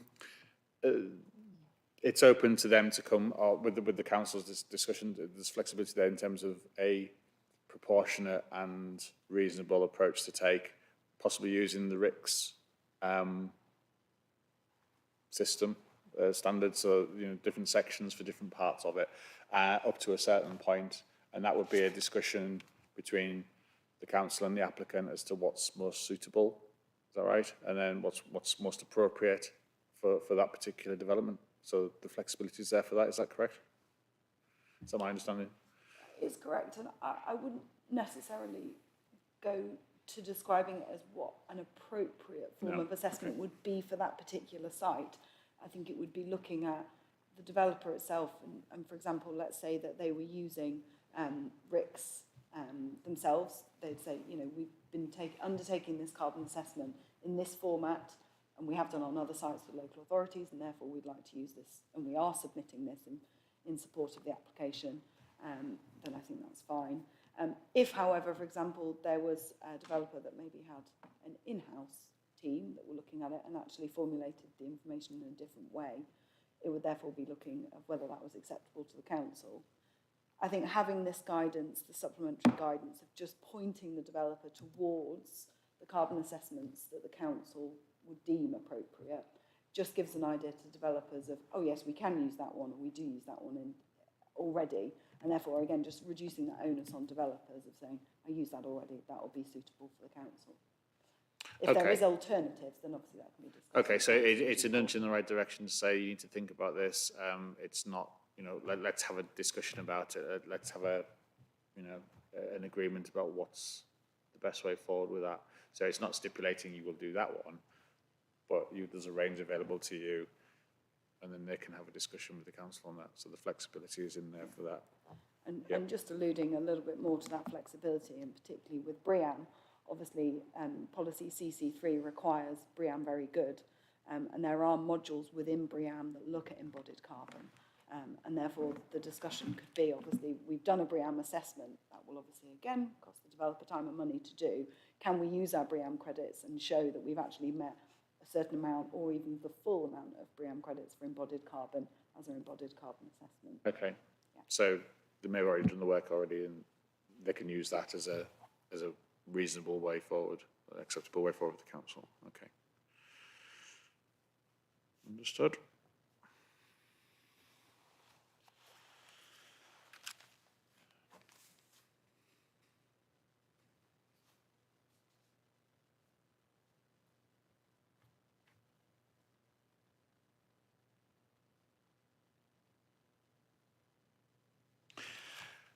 There's just then a point about, or just to explore a bit of a scenario where an assessment is undertaken and it comes out as unacceptable, or the council doesn't, for whatever reason, find or the outcome isn't favourable. What's the sort of circumstances? How is that dealt with in terms of, is there a debate about or discussion about a different approach to take, or further information is required, or how would that work where it doesn't necessarily, the assessment isn't favourable? I mean, presumably, is that just turning away the application, or is there some way to explore how things are done, or how things are enforced, or what? Thank you, Inspector. I think it goes back to the wording of the policy of Net Zero Carbon 3, and that's embodied carbon of the proposed materials to be used in the development has been considered and reduced where possible. So I believe the council will be looking for presentation of the materials used in an application. Obviously, the embodied carbon, if they can be quantified, and I note that Savills make a point in their representations that not all products will have this EPD, and therefore it would be unreasonable for the council to, turn around to say, I'm sorry, your embodied carbon assessment doesn't cover all your materials. But that piece of consideration and reduced where possible is the focus of what the council will be looking for in that embodied carbon assessment. And that, again, just goes towards this carbon literacy I mentioned in the introduction, in that we need to start considering, developers but also local councils need to start looking at the considerations to reducing embodied carbon. We have to start somewhere. Not all products will have it, so it's looking at what information is available, but more the considerations around how that can be reduced. For example, using different alternative materials maybe, or indeed sourcing products from the UK rather than the EU or further abroad. So it can also be broader conversations over what information is there within the embodied carbon assessment at the time. Okay. So, so this embodied carbon assessment then,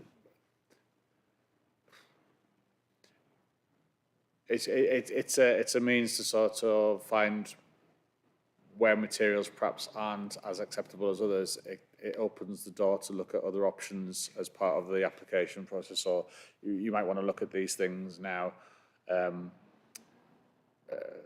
have a better sort of outcome in what you're trying to achieve. But there's no, I don't know, is there an enforcement of certain materials then to meet standards or not? Is the council going to enforce certain things, or is it just going to encourage people to look at it and consider it, and that is sufficient? Or,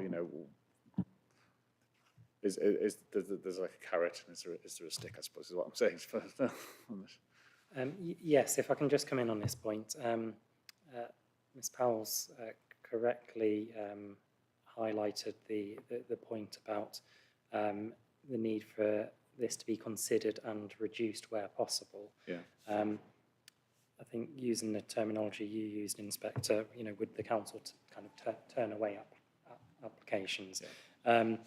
I think in terms of would we refuse a planning application, I would say that the wording of the policy, where it requires an applicant to demonstrate they have reduced this where possible, if there isn't evidence to suggest that they have done that, our approach would most likely be to go back to the applicant, to raise that point, to ask them to address it, to have a conversation about it, and if they don't make any changes, then it quite feasibly could be a reason for refusing the application. Obviously, it would have to be considered in the context of the development plan and other material considerations as a whole, and in the context of policies as a whole. But yes, quite feasibly, it could be a reason for part of that refusal. overall assessment, yeah. and that is a possibility that it could be turned or refused because it hadn't, in the council's opinion, the applicant hadn't gone sufficiently down the route of considering the options and just decided not to do that at all. So therefore it would be in breach of that policy and a reason for refusal alongside everything else. Correct. Okay.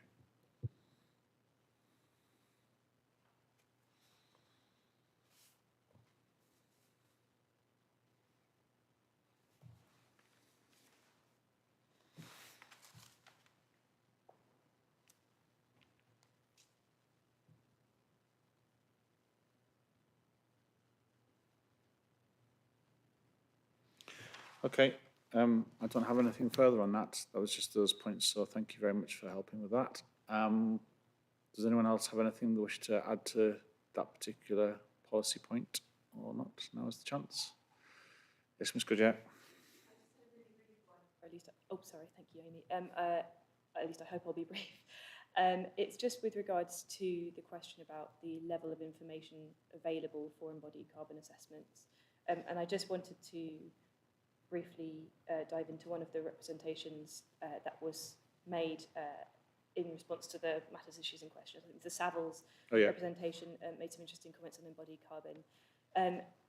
I just wanted to note that to be able to do a decent embodied carbon assessment, even if you go through the full RICS methodology with the whole life carbon assessment with all of the modules, I just wanted to emphasise that you do not need an EPD to be available for every single one of your products that you use. So that environmental product declaration it is something that I believe all products in France and Belgium have to produce.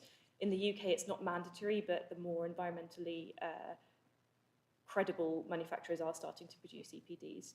But what I want to emphasise is that there are, as Amy has mentioned, these databases of sort of generic factors for different materials.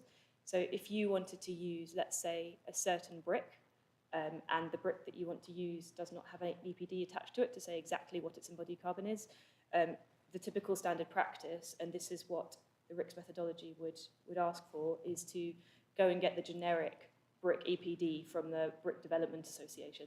So lots of manufacturing associations will release a kind of generic carbon factor, embodied carbon factor for a typical product in the industry.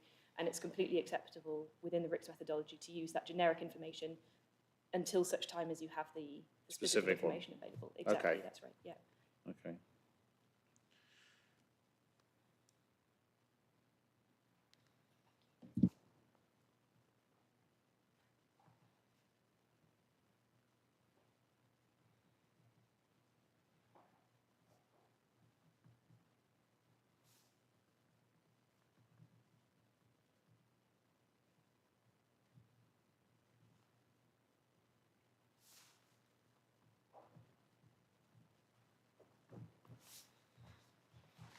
Thank you. Okay.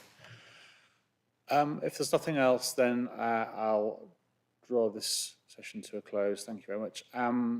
Just before we do adjourn, just to sort of clarify this afternoon, we'll start at 1:30. If at that point the council's in a position to provide the detail or the note on the uplift for the I think the residential and non-residential uplift for the 3% and the 6%. If you're in a position to provide that, then that would be a good time to take it at the start of that session and see where we are with that. We'll deal with it then. And then we'll deal with matter 8 again, which I think will be fairly brief. And then there'll be an adjournment for a short period of time, and then we'll look at the wrap-up session and look to close after that. So just so you're aware, the wrap-up session will just be running through, just to clarify, any action points that have happened over the course of this week for the council to sort of either, whether you've met that already, in some cases providing documents and things, which I have done, or whether there's pieces of work that are going to need to happen ongoing beyond this week, and then looking at timescales for when that might be done. And then also we'll look at the modifications that the council have put forward, and relatively minor in most cases, going through for the plan. And then we'll look at next steps as what happens with any outstanding work. I'll probably come back to the council with a written letter probably next week at some point, just with my reflections on it. I probably won't go through them all today, but I'll just intend to take a bit of stock and just have a bit of reflection on what's happened this week, and then see to get a response from the council on that and take things forward with a timescale of where we go next. So that's kind of roughly what the session will be about, and then if there's any outstanding matters from that, we'll cover it then, and set out a broad timescale for the next stages of the examination, just to give you all a heads up. So that's roughly what we're going to be talking about then. Okay, if there's nothing else or any questions on that, I'll adjourn now until 1:30 this afternoon. Thank you, everyone.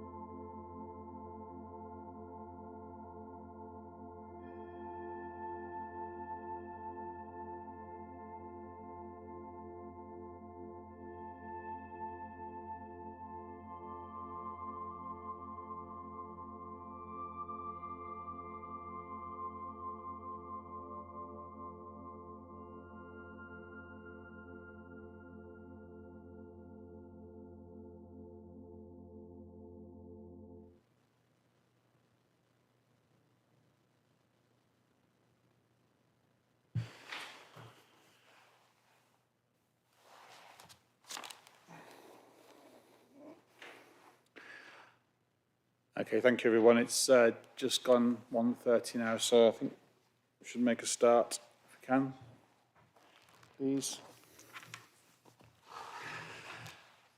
Okay, so this session's final session for the hearings this week, and we will firstly be looking at matter 8, which is existing buildings and policy NZC 4, the DPD. Before we get to that, I believe from what we discussed this morning, the council has an update note, which hopefully is ready, in relation to the 3% and 6% uplift points that were raised yesterday with Barton Normal. So do you want to make some? Yes, we do have a final draft note. I think, Yes.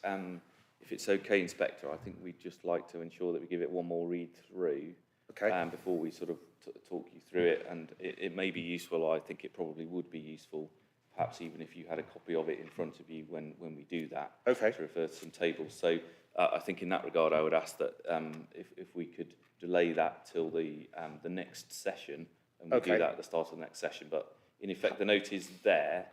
I think we just need to make sure that it's sort of formatted correctly so that it's suitable for presentation. Okay, so how long do you think you're going to need to do that? For example, if we dealt with matter 8 now, which I don't think will take long, maybe 15, 20 minutes at most, if at that, and then we adjourn, how long do you think you would need to get that note bashed into shape and let me have a copy of it for them to discuss it? Okay, so fine. All right, so then how about we do matter 8 now, we'll adjourn, and then if we adjourn for half an hour or a little bit longer, if you need a little bit longer, I can go a little bit longer. I'd rather it was done. Sure. Okay, then we'll adjourn for half an hour at whatever point that is, and we'll come back and then we'll look at the note, and then if we're happy with that, we can get that up onto the web page, and then we'll move to the wrap-up session straight after that. Does that sound like a plan? Yes, thank you. Okay, thank you.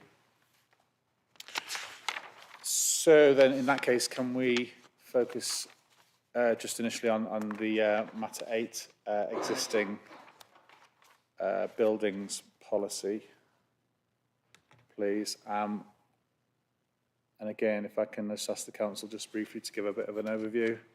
I think it's fairly self-explanatory, I think, but I think it would just be useful just for consistency's sake, if nothing else, just to sort of make sure that we are all understanding what it means, please. Thank you, sir. I'm happy to provide the introduction. So Net Zero Carbon 4 seeks to reduce carbon emissions from existing buildings by requiring that applicants applying for planning permission have to consider alternatives to fossil fuel boilers. This is in addition to the requirement that all applications have to demonstrate sustainable construction through adherence to local plan policy CC1. Similarly to the policy on embodied carbon, tackling the emissions from existing buildings was a matter raised through the Regulation 18 consultation and subsequently evidenced and drafted into the DPD. Tackling carbon emissions from existing buildings is of paramount and urgent importance based on the overall contribution they make to Warwick's total carbon emissions, as existing building represents 42.2% of the district's carbon emissions in total. However, it's recognised that it will not often be possible to retrofit existing buildings to the same level of fabric efficiency as new buildings, and a different policy approach was therefore considered to be required in relation to existing buildings compared to new. The Council therefore felt that expanding and supporting existing local plan policy CC1 was the best way to achieve improvements on carbon emissions from existing buildings, by adding the requirement that applications consider alternatives to fossil fuel boilers as part of their application. In addition, policy Net Zero Carbon 4 is positively worded to attract weight to proposals that deliver significant improvements to energy efficiency or reductions in carbon emissions. The DPD already references best practice in retrofitting, but in combination with further forthcoming supplementary guidance to support the DPD, further information can be provided on retrofitting to assist applicants in taking measures to improve energy efficiency within buildings, and also to utilise low or zero carbon technologies where they are feasible.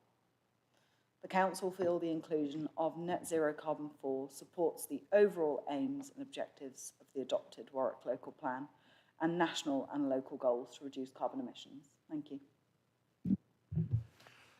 Okay, thank you very much. Yeah, I suppose the obvious question is this development policy document, the Council said very upfront from the start that it's principally to do with new developments and carbon emissions in new developments. And yet here we have a policy about existing buildings on the end of it. So I just wanted to sort of explore a little bit about where this policy has come from and why it's in there when the focus is very much on new development and new buildings to start with. I think I know the answer, but I just wanted to. it just seems a bit of an odd, not an odd, but an anomaly in terms of it's about new development, and that was stressed very much at the early part of the week at the council. It's very much about new development. So where's the existing buildings policy come from, and how that come about? Thank you.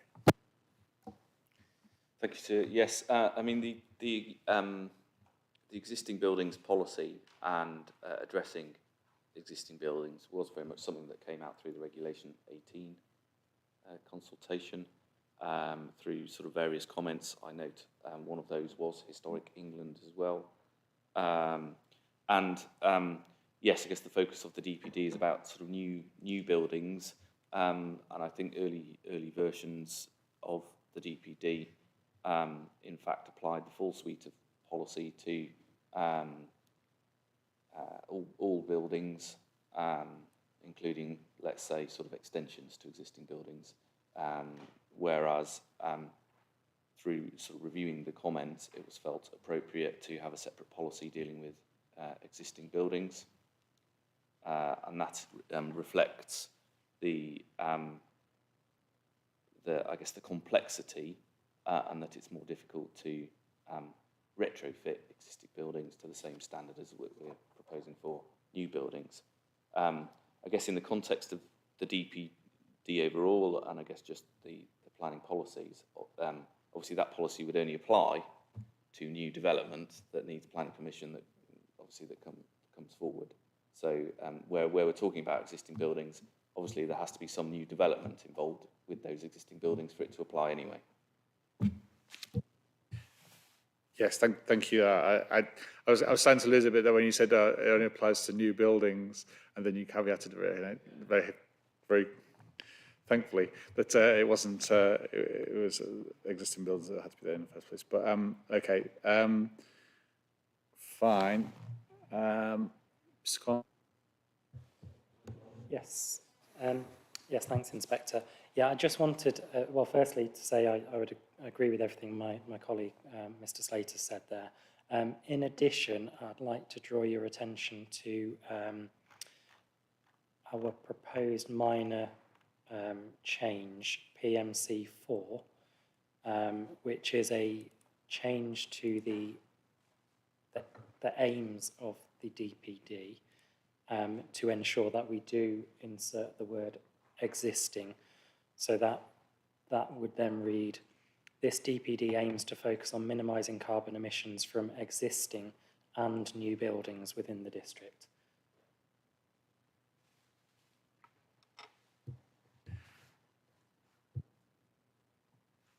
Is it right to say that this policy, notwithstanding the Regulation 18 responses and the need to put something in there,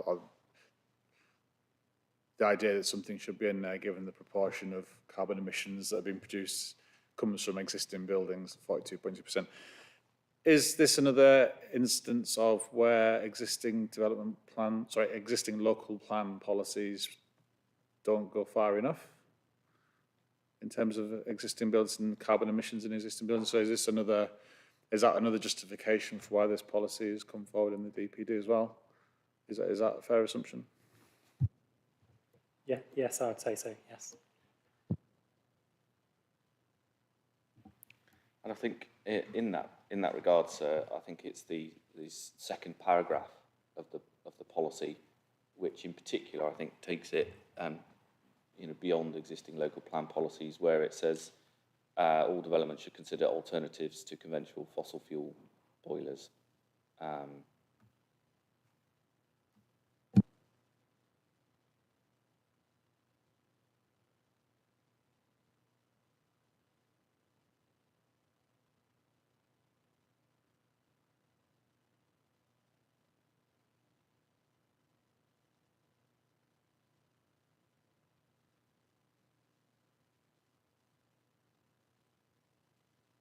So just bear with me a second, I'm just looking for something that may have...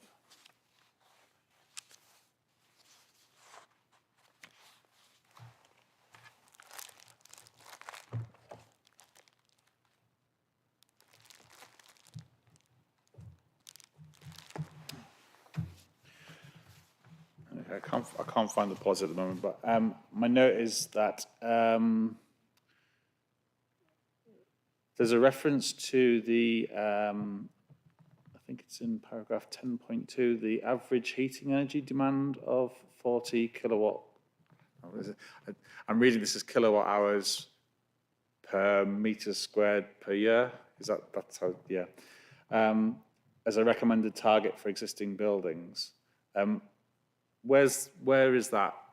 What basis is that on, and where's it come from essentially, and why is it there? Is it reasonable, justified, etc.? Thank you, Inspector. That target or that kind of guideline performance level comes from retrofit guidance from the Low Energy Transformation Initiative, formerly known as the London Energy Transformation Initiative.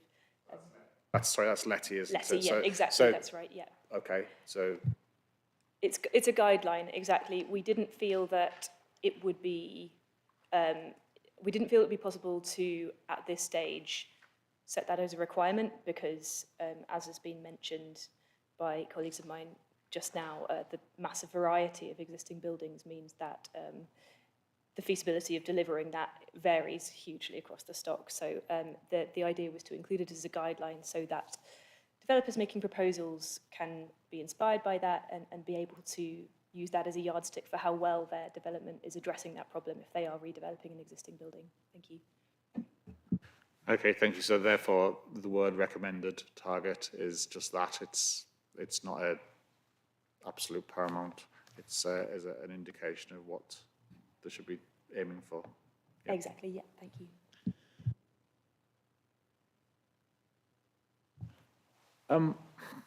A number of other points have been made about other guidance. There's quite I'm sure there's a wide range of guidance in various forms about this topic, but the council's chosen to put in a reference to LETI, the LETI retrofit guide.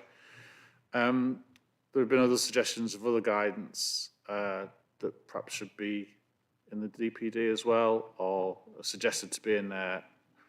Is there a reason why LETI was chosen? Is that a market leader, for example, or are there reasons why other guidance isn't in there? Could they be in there? Is there a problem with them being in there, etc.?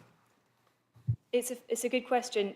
We referred to LETI because LETI's done the most comprehensive research into what's possible and the most comprehensive, has offered the most comprehensive set of different types of target for different types of building as well. So in the LETI retrofit guide, I believe it's the LETI retrofit guide that differentiates between, for example, constrained and unconstrained retrofit. So constrained whether by the setting or by the finances available, and by type of building as well. So whether that's different types of buildings, different uses of buildings.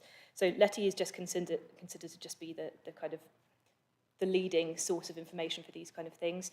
There are other pieces of standards or guidance that could be referred to, and we would want to be referencing those in the further guidance that's been such a focus of discussion earlier today. So I believe there are PAS It's going to be some standards. document. I'm looking forward to reading it. Yeah, well, in honesty, the topic of existing building retrofit could be its own 100-page document if we let it. That's not the aim. The aim is to point developers in the right direction for useful resources that they can use to guide their actions going forward. Rather than reinventing the wheel, we want to just signpost to the right kinds of guidance. Okay, so then is the door then still open, as it were, for other for applicants to look at other guidance that may have been suggested? Absolutely. And there isn't a problem with that. It's up to them, but there are other pieces of guidance that are out there that are as valid or valid in a different way. It's just that you've chosen Letty because it is the most comprehensive, is that the right word? The most used, or the market leader, or I don't know, the preferred one that the council wants to flag up. Is that right? I would agree with that, yeah. So it would be absolutely fine for developers to refer to other guidance if they're aware of other guidance, if they want to suggest other guidance that is useful to refer to.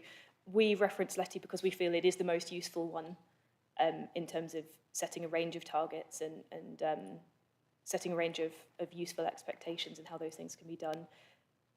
It's true that there is other guidance out there, and I believe there's a PAS standard, a publicly available specification, which is sort of precursor to a British standard, which would also, I think it was developed by some of the same people who were involved in developing the Letty guidance as well. So a lot of the same expertise has gone into that. There's also guidance out there from people like Historic England on retrofit or energy efficiency and renewable energy improvements in certain heritage buildings, but Letty is the sort of overarching place to go to find out where you should look next and what would be helpful to aim towards.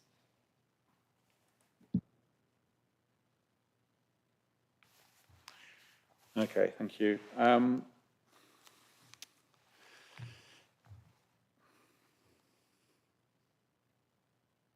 suppose, and it's probably my final point, near enough a final point. I suppose there's only so far that you can go with this policy, isn't there, in terms of what is doable. It depends very much on what comes in as an application. So it's fair to say it's still a very important policy, given that the proportion of carbon emissions that are being produced is approaching half of the district's amount of emissions, isn't it? So for one policy, it's taking up quite a significant proportion of what you're trying to address. Does it go far enough? Could it go further?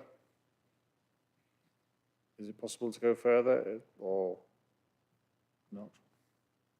I just also wanted to follow on from a point that my colleague Marina just made now in terms of the guidance and perhaps as a first sort of point in answering an earlier question and then Inspector coming on to the second question, is perhaps sort of trying to allay some fears that this supplementary guidance is sort of going to be such a large volume with so much information.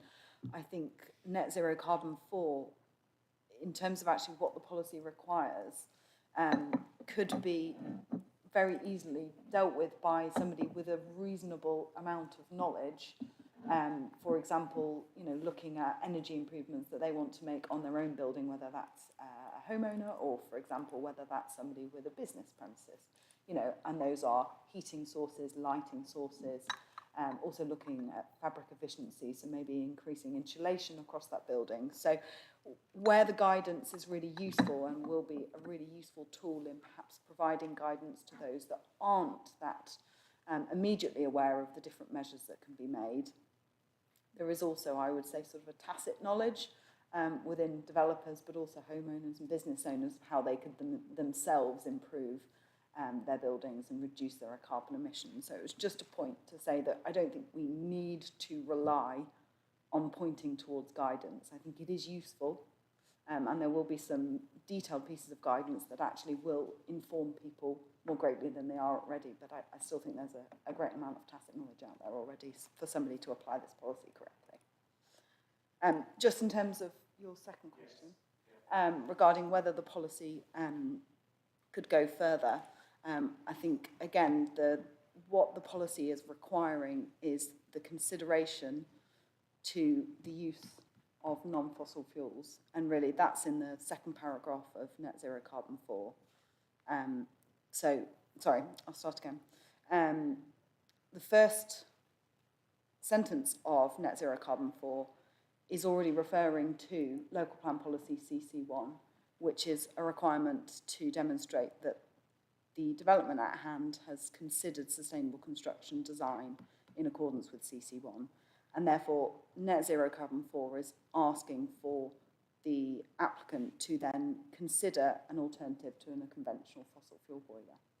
So in terms of, again, the onerous on the developer, it is not significant, but it does have an important role in obviously reducing carbon emissions from heating sources. And the final point I just want to make on that is that actually applicants could deliver significant carbon emissions without needing to apply for planning permission. So the question of whether this policy could go further perhaps doesn't consider that, particularly for householders or indeed business premises, you would be able to apply for solar panels through permitted development rights, or indeed change your heating source without the requirement to apply for planning permission. So this policy is only targeting those developments obviously need planning permission. Thank you. Okay, thank you. Mr. Comfort. Yes, my colleague Amy mentioned the 42.2% of emissions come from buildings and facilities.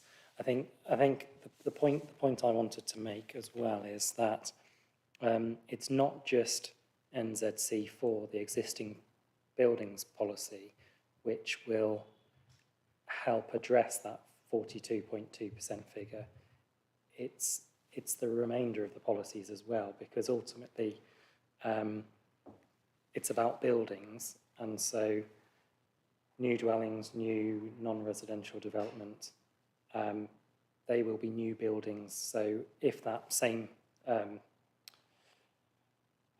piece of evidence was kind of rerun, they would be factored into whatever percentage figure that comes out with. So I suppose it's just making the point that it's not just about NZC4 in tackling that 42.2%. It's all of the policies.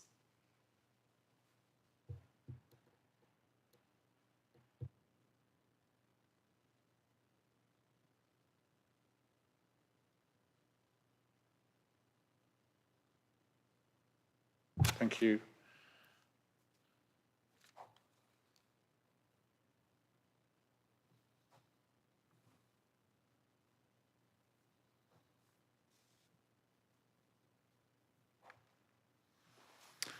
That's all I had on it, really. So thank you very much. We'll take the adjournment now, and if I give you half an hour, is that okay? Till, I'm struggling to see the clock. I think it's 5 to 2, is that right? 10 to 2? 5 to 2. So if I give you till 25 past 2, and we can reconvene, if we can then have the note. If it's possible to have a copy of it beforehand, that would be great, but if you just want to walk me through it, then that's okay. If that's going to be easier for you, then we'll go through that. And then following that, we'll just then have our wrap-up session and talk about next steps. Okay? Okay, we're then adjourned now until 2:25. Thank you.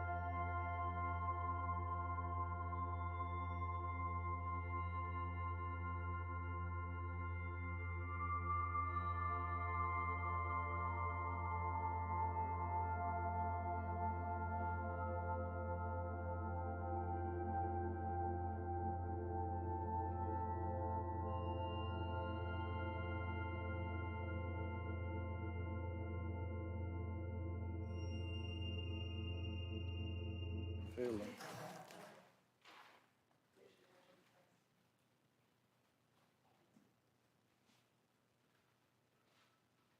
Okay. Right, thank you, everyone. Thank you very much. Thank you. We now have a copy of the council's note addendum, viability note addendum on matter 3, which relates to the points in discussion with Barton Wilmore, particularly yesterday morning, and particularly regarding the 3% and 6% uplifting costs. So I think probably the best way is if someone from the council wants to sort of walk us through it very briefly, but yeah, if you want to do that, thank you. Thank you, Inspector. I will try to give a brief enough overview of what we've tried to include in this note.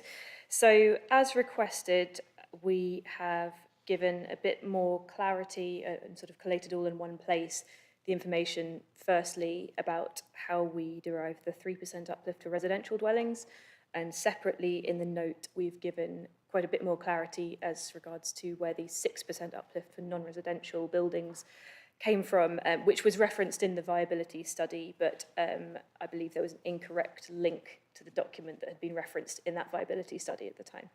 So, shall I begin talking through the information we've included for residential and then for non-residential? Seems to make sense. Yep. Certainly. Sure. Okay, so firstly, the new addendum opens with a reference to where we explained this previously in our existing submission documents, but then the document itself, the rest of this note collates that and walks the reader through in a more step-by-step fashion how we layered up the different costs for the different parts of the policy and why we selected the combination of those different possible costs that we eventually landed upon. So firstly, we have noted the range of sources that we drew on for the residential cost uplift. Those sources are the Future Home Standard Impact Assessment. Secondly, the evidence base behind the Cornwall Climate Emergency Development Plan document, specifically one report by Etude Curry and Brown, which looked at a range of cost uplift for different build scenarios, but one of the things that they looked at was the cost of building to the Future Home Standard. So that's the fabric cost and the heat pump uplift compared to a Part L 2013 baseline. We've then referenced 2 further sources which we used to assess what the cost of offsetting could be under the DPD policy. So those 2 sources are, firstly, the Ministry of Housing, Communities and Local Government live tables on energy performance of buildings certificates. Those are published quarterly, so we've noticed that we used the edition that was released in October 2021. And then the second part of the offsetting cost calculation comes from the Department for Business, Energy, Innovation and Skills, that's BEIS, Green Book Supplementary Guidance, which contains both the national carbon prices for every single year up to 2050, and it also contains the future grid carbon intensity reductions. So the way that the grid is decarbonising thanks to the phase out of coal, thanks to the phase out of gas and the increase in renewables. We then talk through in this document the way that we assembled these costs into sort of a variety of different configurations to work out which one we think best reflects the DPD policy and which ones we think best reflect the majority of development that will come through in the plan period. So we explained that we took the fabric cost uplift of the Future Home Standard from the Etude Curry and Brown Cornwall Energy Review from 2021. We compared that against the fabric cost uplift from the National Government Future Home Standard. Both of those we translated into a percentage uplift on the base build cost that was used in the Cornwall document. And the reason that we used that was because the Future Homes Impact Assessment didn't state the base build cost for their scenario. We found that there's very, very little difference between those 2 estimates. So Curry and Brown Cornwall piece found it was 1.2 2%, and the national government one found that it was 1.3%. So that's for the fabric cost uplift. We'd also note that the Curry and Brown data is a little bit newer, so having been released in 2021, while the Future Home Standard Impact Assessment, that's the national figures, were released in 2019. So the Curry and Brown figure is the one that we're considering more likely to be reflective of the current situation, given that it's newer. The second part of the Future Home Standard build cost is the cost essentially of an air source heat pump system in comparison to a gas boiler system. And we explain in the note that we took that from, again, the Etude Curry and Brown Cornwall Energy Review, and we've cited the page number there for where we got that cost, noting that in that report, that cost is filed under the term cost of achieving a total energy use intensity target. But what they mean is a heat pump, and they do explain in the document that that's what's included in that budget line. That we've quoted the cost there for the heat pump, and that represents a further 0.9% uplift on the base build costs. We weren't able to compare that to anything from the Future Homes Standard Impact Assessment by the government, because that does not itemise a heat pump cost. So we just stuck to the Etude evidence there. Then we explain, and I won't go through this step by step verbally now unless you would like me to, but we explain.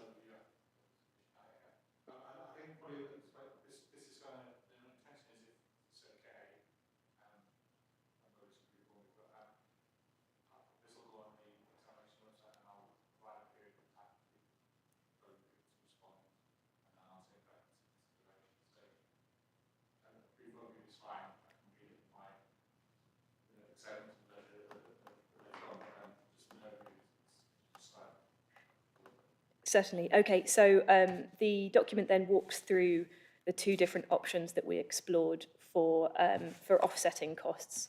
So we firstly looked at what happens if you take that residual carbon from a Future Home Standard home and you do what is done in the London plan. So that's taking the first number, multiplying it by a carbon price, and then multiplying that by 30 to represent 30 years. And then we looked at, okay, instead of just multiplying it by 30, what happens if you account for future grid carbon reductions? That's where we use the Bayes data on future grid carbon reductions. And we show there that it makes quite a significant difference. And the DPD policy does invite the developer to use the future grid carbon reductions, assuming that the home is all electric and therefore will actually have those grid carbon reductions. We then give a number of tables which show the range of cost uplifts that could be concluded, depending on whether you're doing this by a static offset, a dynamic offset, or finally the cost of solar panels to a sufficient amount to address the regulated carbon on site. And again, that cost for solar panels is again based on the Etude Curry and Brown Cornwall Energy Review, and we've explained how we've adjusted in that review they give a figure for enough solar panels to address total energy use, so that's regulated and unregulated, and we've explained how we scaled that down to reflect just the regulated portion. So we then show that the cost for a dynamic offset, so that's including future grid carbon reductions, in combination with the fabric and the heat pump, is 2.6%. And then the cost uplift, if you were, instead of offsetting, if you were to install the PV on site to get to net zero, would be in the region of 3.5%. So not a huge amount of difference. So if you average the two of those, you get 3.1%.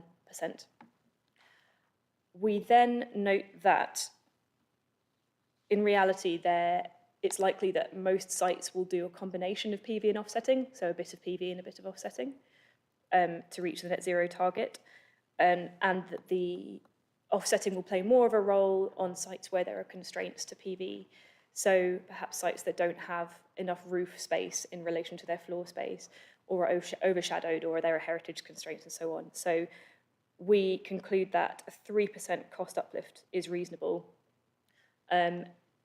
partly because the remainder of development that's expected to come forward in the plan period is thought to be slightly more towards constrained sites rather than unconstrained sites. So that's the residential. Any questions before I move on to non-residential?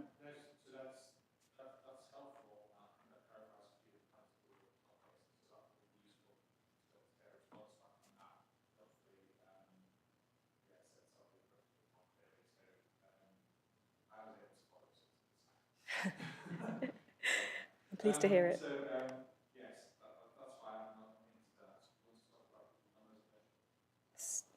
Certainly, and this is the part where I think the public and commenters may be more interested in seeing, because this was the part that hadn't been possibly as clearly laid out that it could have been previously.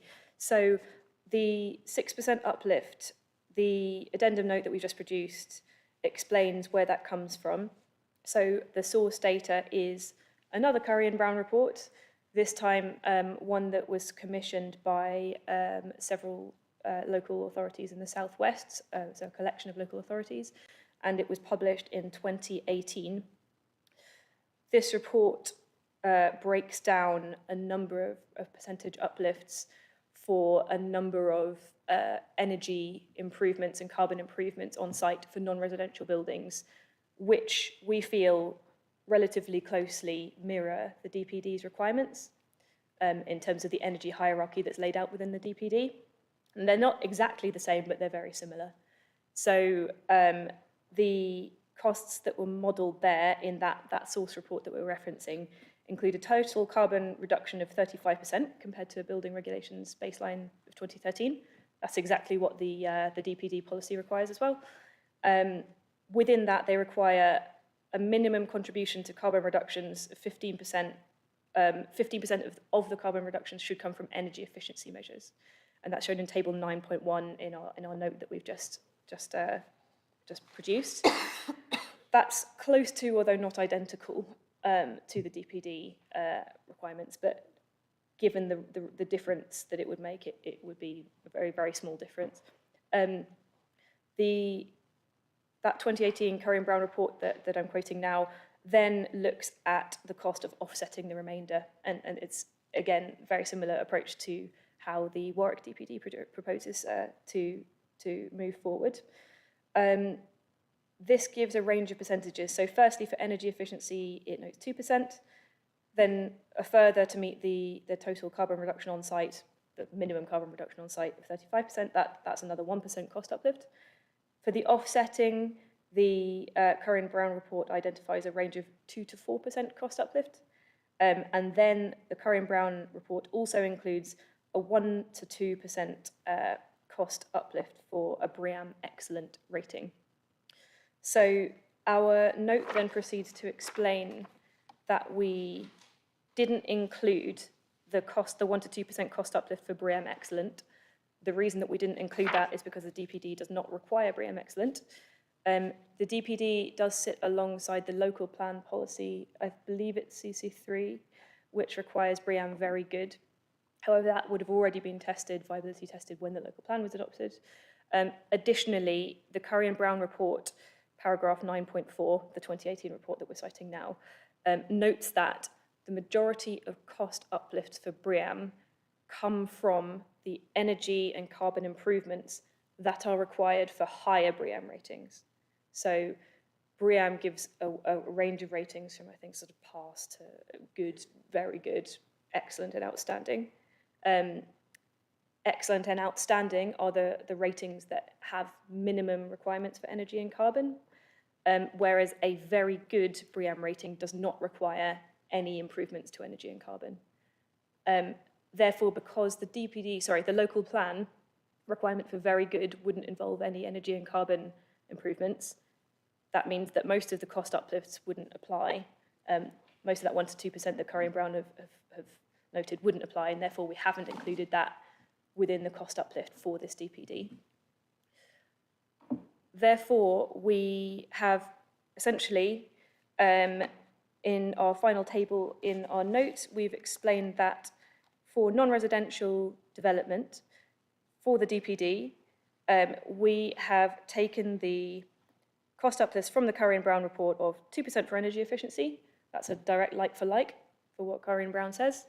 1% additional for the total minimum on-site saving of 35% carbon reduction, which is, again, exactly what the DPD requires. And then the allowable solutions, which is the offsetting. Curry and Brown said a range of 2 to 4%, so therefore we're taking the midpoint of that, saying 3%. And then that makes our total uplift for non-residential development to be assessed for the viability of the DPD is 6%. That's how we've got there. There's one tiny further point that I'd like to note, which is that avid readers may notice that the Curry and Brown report used an offset approach was a little bit different to ours. So they used a per tonne cost of £95. However, that was static over the 30 years. So you'd pay £95 for every single tonne in every single year. However, the DPD expectation is that this will decline along with the grid, and you're allowed to take into account future grid carbon reductions. We did do a calculation of what's the actual difference in offset cost, depending on if you do static versus if you account for future grid carbon reduction. And we found that the Warwick DPD approach of allowing for future grid carbon reduction, even though the starting cost is higher at £245 a tonne, the end result over that 30 years is lower than what Curry and Brown allowed for in their approach. Is there a comparison done for that? Yes. Absolutely, yep. So we quote in the paragraph 1.16, page 8 of our addendum note, we note that the Curry and Brown offset cost of £95 per tonne multiplied by 30 years means that the developer would pay £2,850, assuming that the development admits 1 tonne of carbon. And then we note that actually, if you start with a £245 per tonne value, which the Warwick DPD does, and then you decline that over the 30-year period, you end up with a total of £2,534 for the full 30-year period. So our message really is that the 3% uplift that we've allowed based on the Curry and Brown percentage uplift of 2 to 4% for offsetting is easily enough to cover what we'd expect to be the offset cost for the Warwick DPD. If anything, it's got a little bit of extra allowance in there. And that, I think, concludes what we wanted to say. Thank you. That's also basically why I know a lot of work went into that with the last 24 hours. So I think that's helpful for me, certainly, in terms of demystifying it a little bit, I think, and I'm sure a lot of the people parties will find.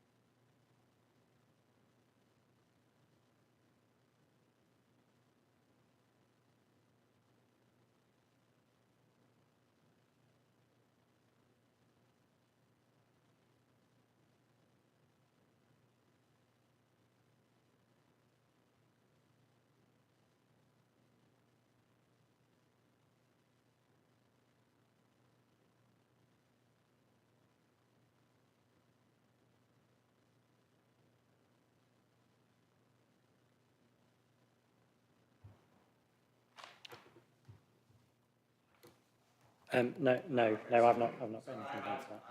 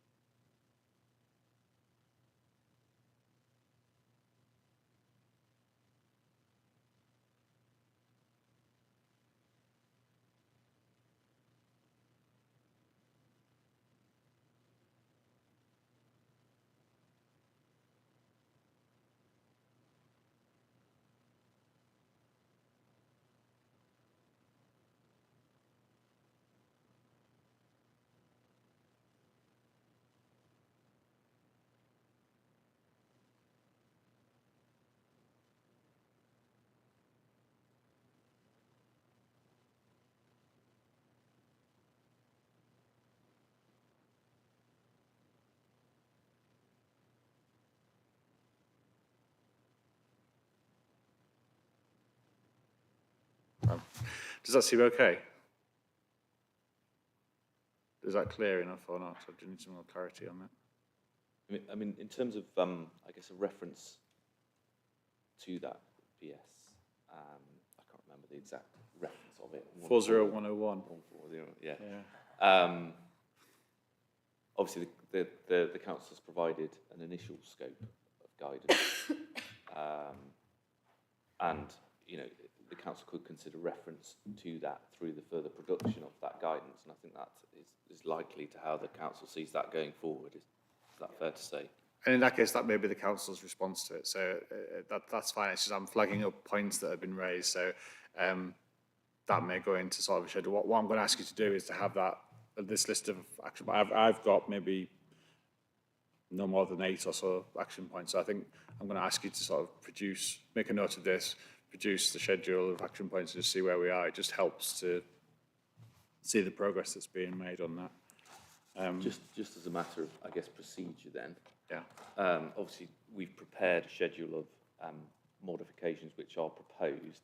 Yes. I think you're suggesting that where issues such as that BS 14101 have been suggested through the examination hearings where the council does not propose to make any modification as such, that we maybe keep a schedule but provide a response. Is that what Yes, you're I think it's the action. Yeah. It's the response to the action point. It's not the actual work itself. Sorry. So there was an action point where you were going to consider. You know, you've made clear you were going to consider that will be looked at, or consider action point. Consider guidance on that, or including that in guidance. It's a response to that point. It's not the actual. I'm not expert. This schedule of action points is something I'm looking for the council to provide within the next week or so. I'm looking for the work that perhaps might fall out of it to be done. I just want a record of what's needing to be done, so we can just keep a track of progress. If that makes sense. Yes.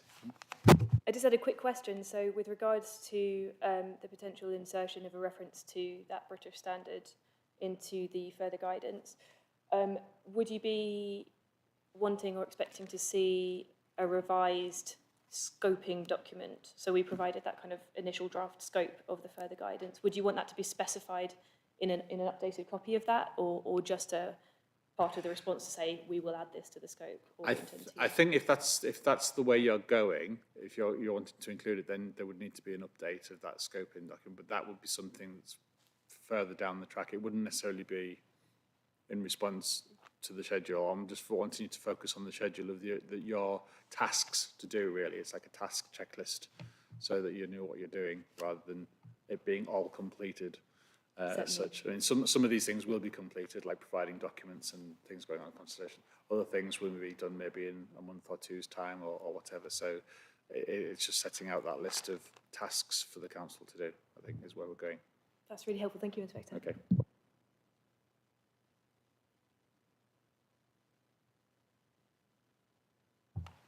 Okay, the other points I had were to do with matter 3, which we've just dealt with, which was the note on the uplift of 3 and 6%. So that's another tick on the list of there. So if you had a note of that, then that's been achieved. And again, unless there's anything else on matter 3 that you had. No. Yes. Yep. Yes, I think it was in matter 3 where we discussed the potential removal of the words wherever possible in on page 26. It was part of the policy, wasn't paragraph. it? It was Yes. part of, yes, that would be in there. I think that's fine. That'll probably come under things like modifications and minor and main modifications. So,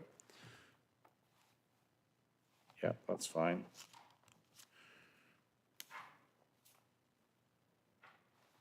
If there's nothing else on matter 3, then matter 4 was providing the updated document, or not the updated document, the revision G, the document which you did for the annex to the employment and sustainability policy review document, which has been done, so that's fine.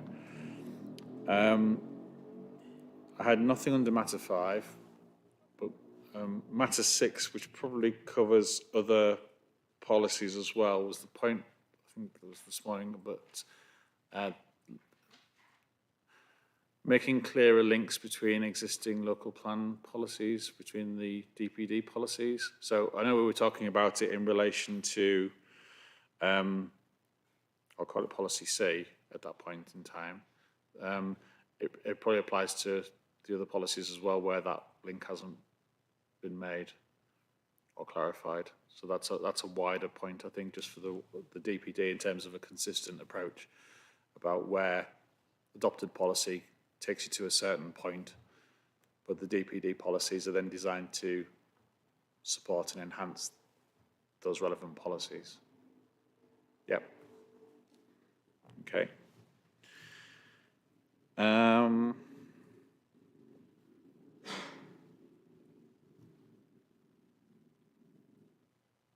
Yeah, I think that's all I had in terms of the action points. I think that the other points I had are kind of related to the last one I've made. So is there anything else that the council feels has been missed or that they've done work on or is about to work on?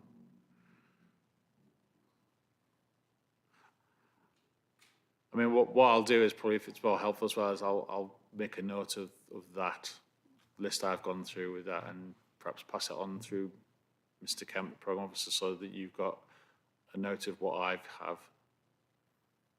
And then you know what I'm expecting you to be working on, I suppose.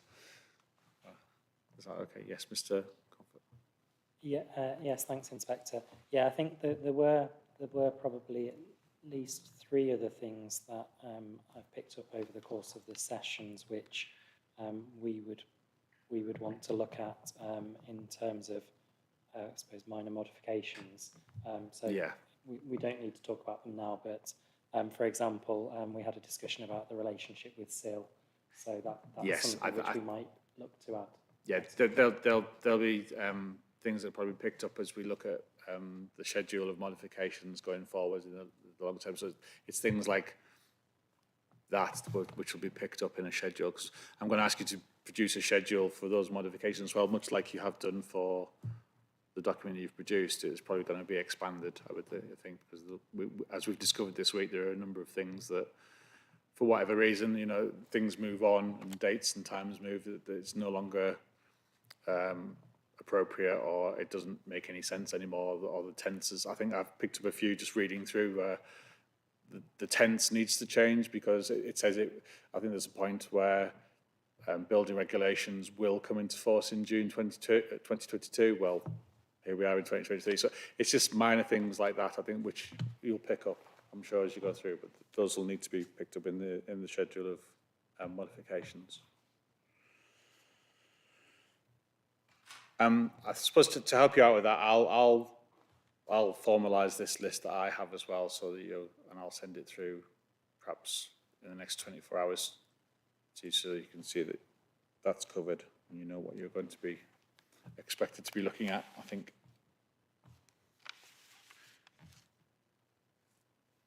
Is that okay? Yes, that'd be very helpful, thank you. Okay.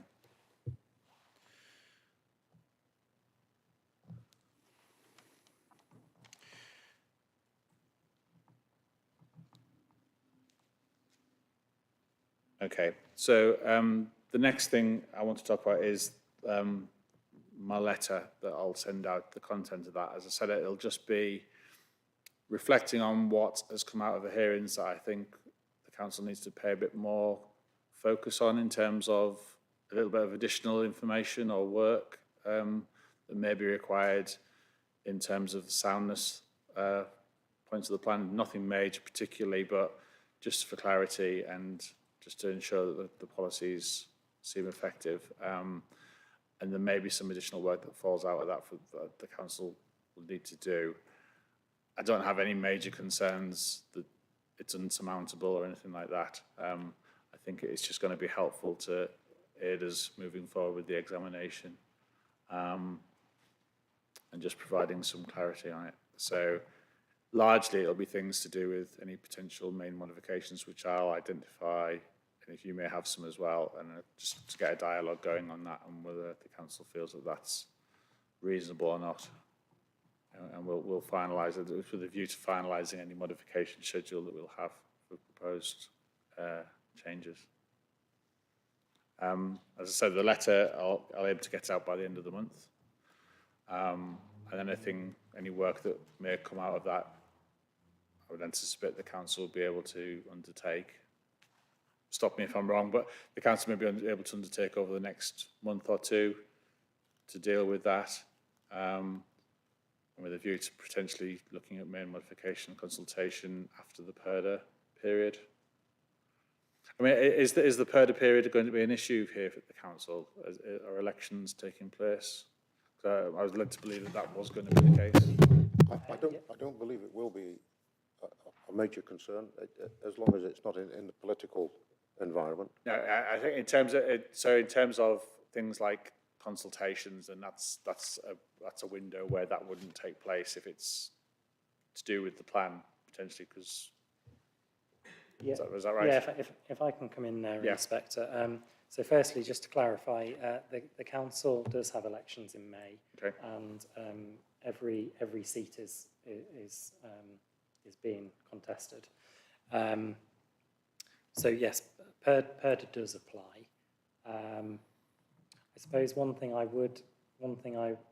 so yes, usually we would look to avoid undertaking public consultations during that period.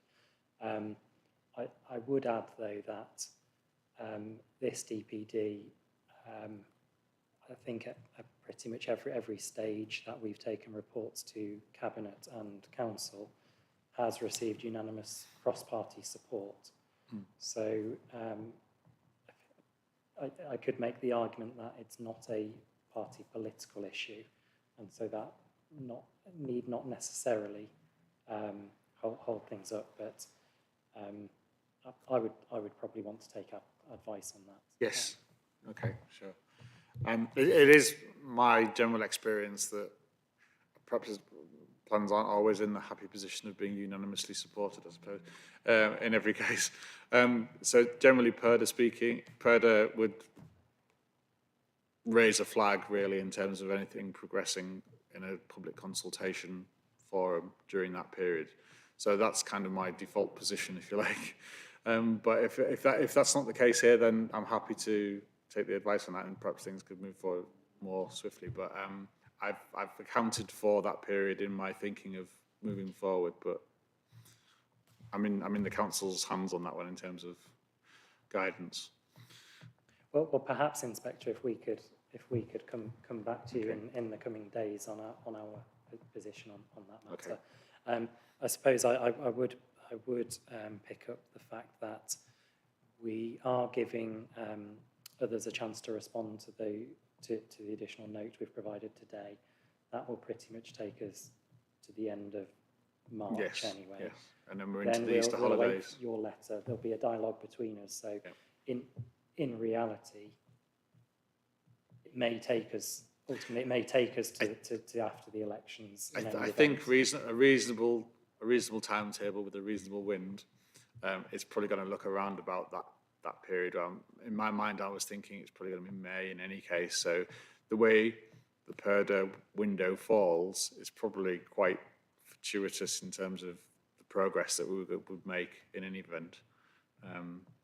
But it's just, yeah, it's just if there was an issue here, then we should know about it and be a bit cautious about it. Precaution first.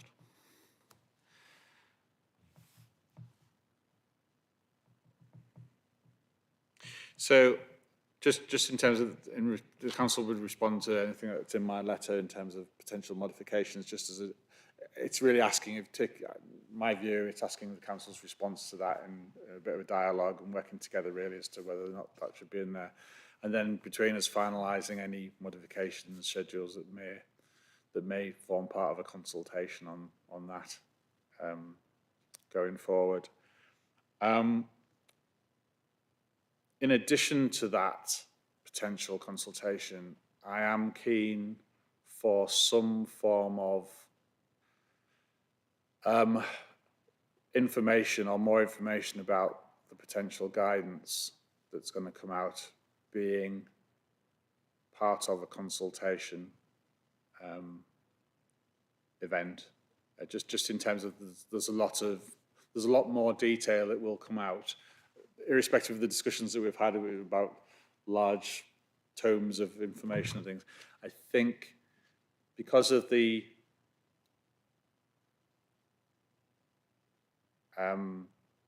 volume of information, potentially, in my mind, which I still can't get away from, but the volume of information that may be in the guidance, or certainly the range of topics that are going to be dealt with in the guidance, I think there needs to be some form of at least a scoping, reasonably broad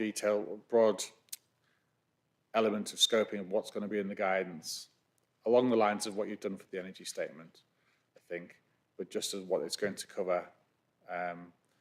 Things like it may include the carbon offset funding arrangements and things like that we discussed about.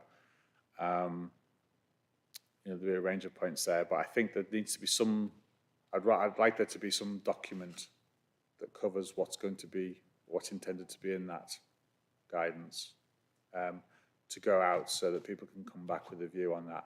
And the logical time for that seems to be at the same time as main modifications to me in terms of going forward. I don't know if I've got a view on that. Yeah, that seems reasonable. Happy with that? Inspector. Okay. Yes. So it just seems to kind of cover off everything, I think, and then we can have as much of the responses as we've got. Then it can certainly inform me in terms of writing the report. I get a full sort of picture of what's out there. So the fallout of that is that I would anticipate the council being able to provide all that before we get to a main modifications consultation, whenever that may be, if it's in May. And again, I'll set all this out in my letter, but it's just to sort of give you an outline really of where I'm going with it.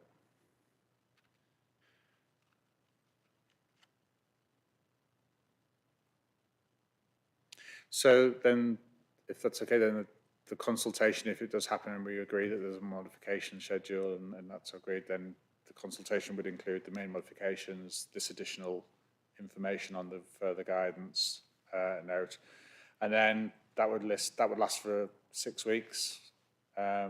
So on the basis that we would look to go, let's say mid-May, that takes us to June, end of June.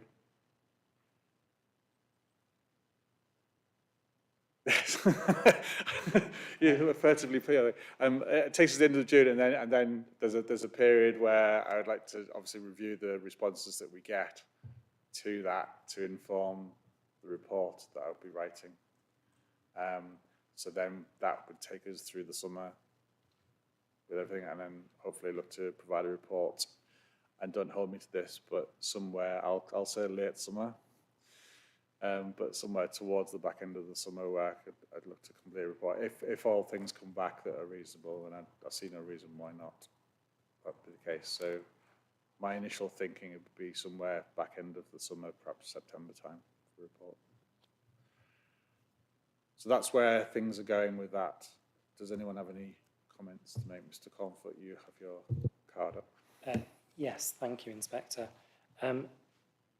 In the unlikely event that we are in a position not just to have a more detailed scope of the further guidance, but actually have a draft of that further guidance, do you have any thoughts on whether it would be appropriate for us to consult on the guidance as a document as part of that main modifications consultation? If the council was able to get to that point, and it be effectively a draft of the guidance, then I think that would be very helpful. I think in terms of if it would help the council, I think it would be useful, ideally, to have the guidance ready to go alongside any potential the adoption of a DPD. I think that's the goal, the aim. I think the ideal. If the council is in a position to get to that point by that stage, then I don't have a particular issue with that. There may be more responses to the consultation directed at the council and the content of it, but that's all very well, fair and well. We can look into that, and that would inform my decision making much better. So if the council feels that they can get to that point, then fine. Yeah. Okay, yeah, I'm just exploring it as an option now, but obviously we'll have to have further discussions amongst ourselves. Absolutely, yeah. I'm sure. I didn't raise that point because I didn't want to sort of put an unreasonable timescale on what you may need to do, the amount of work or whatever. But if the council's in that position to do that, then fine.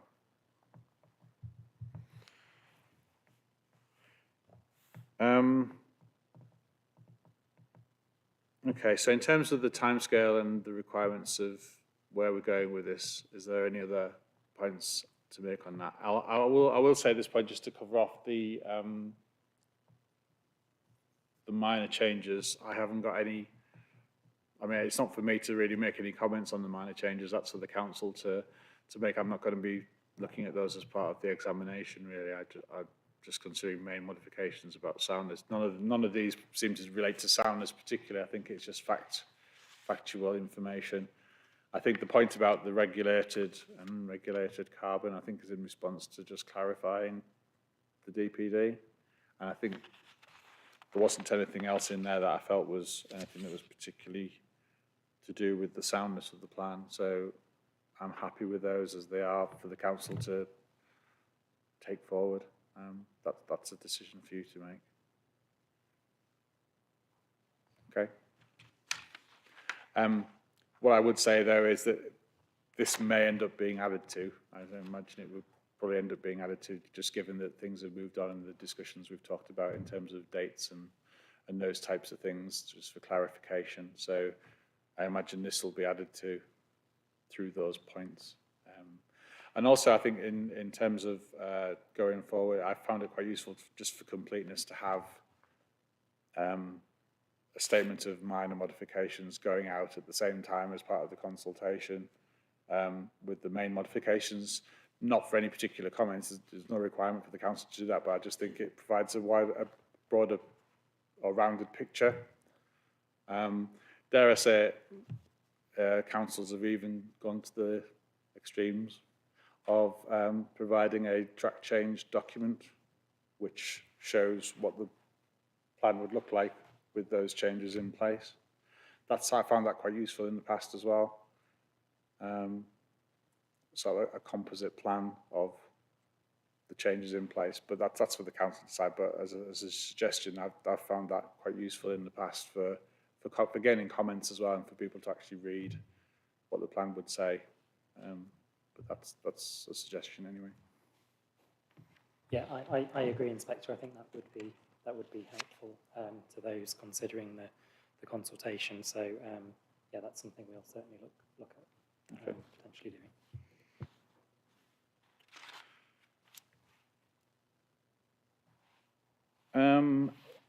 In terms of anything else further, then I think that probably covers everything I wanted to say. So we've got the note that's going out that we discussed previously, which is going out for a couple of weeks. Then my letter will come once I've had time to review the responses to that and for the wider points I wanted to make about the hearings this week, and by the end of the month. And then there'll be an ongoing discussion between myself and the council through Mr. Kemp about modifications and things and where we go with that in terms of soundness, and then taking that towards consultation, and then the further guidance work that the council hopefully will be doing alongside that to go out as well. And then that should hopefully get us to main modifications in May if we need to get there. Does that seem reasonable? Yes, thank you, Inspector. Okay, is there any other questions on that at all, or clarifications that people want to make? No, not from me, Inspector, thank you. Okay. Right, in that case then, that probably wraps up the wrap-up session, I think. So if there's nothing else further, I'll probably just move to close the hearing sessions for this week now. I just want to say thank you very much for helping myself and the other participants this week. I found it quite an enjoyable session, events, and you've been very helpful and open and getting things on the road and providing information I wanted. I have to say I found the statements very good, the hearing statements as well, from yourselves and also the other parties as well, which has provided a lot of good information. So it's put us in a good place, or put me in a good place certainly before we got here to do that. So thanks for that. Thanks also, I want to mention the backroom staff or the IT staff at the council. It's worth mentioning that, keeping us going, and the IT and the live streaming as well, that's been helpful. And also Mr. Kemp, I'd like to thank as well for keeping the examination on the straight and narrow and keeping it moving forward as well. So that's been useful. So yeah, I've got everything I need for this stage now to take it forward. So thank you all very much, and I'll draw the hearings to a close if there's nothing else. No? Okay. Thanks, everybody. Thank you.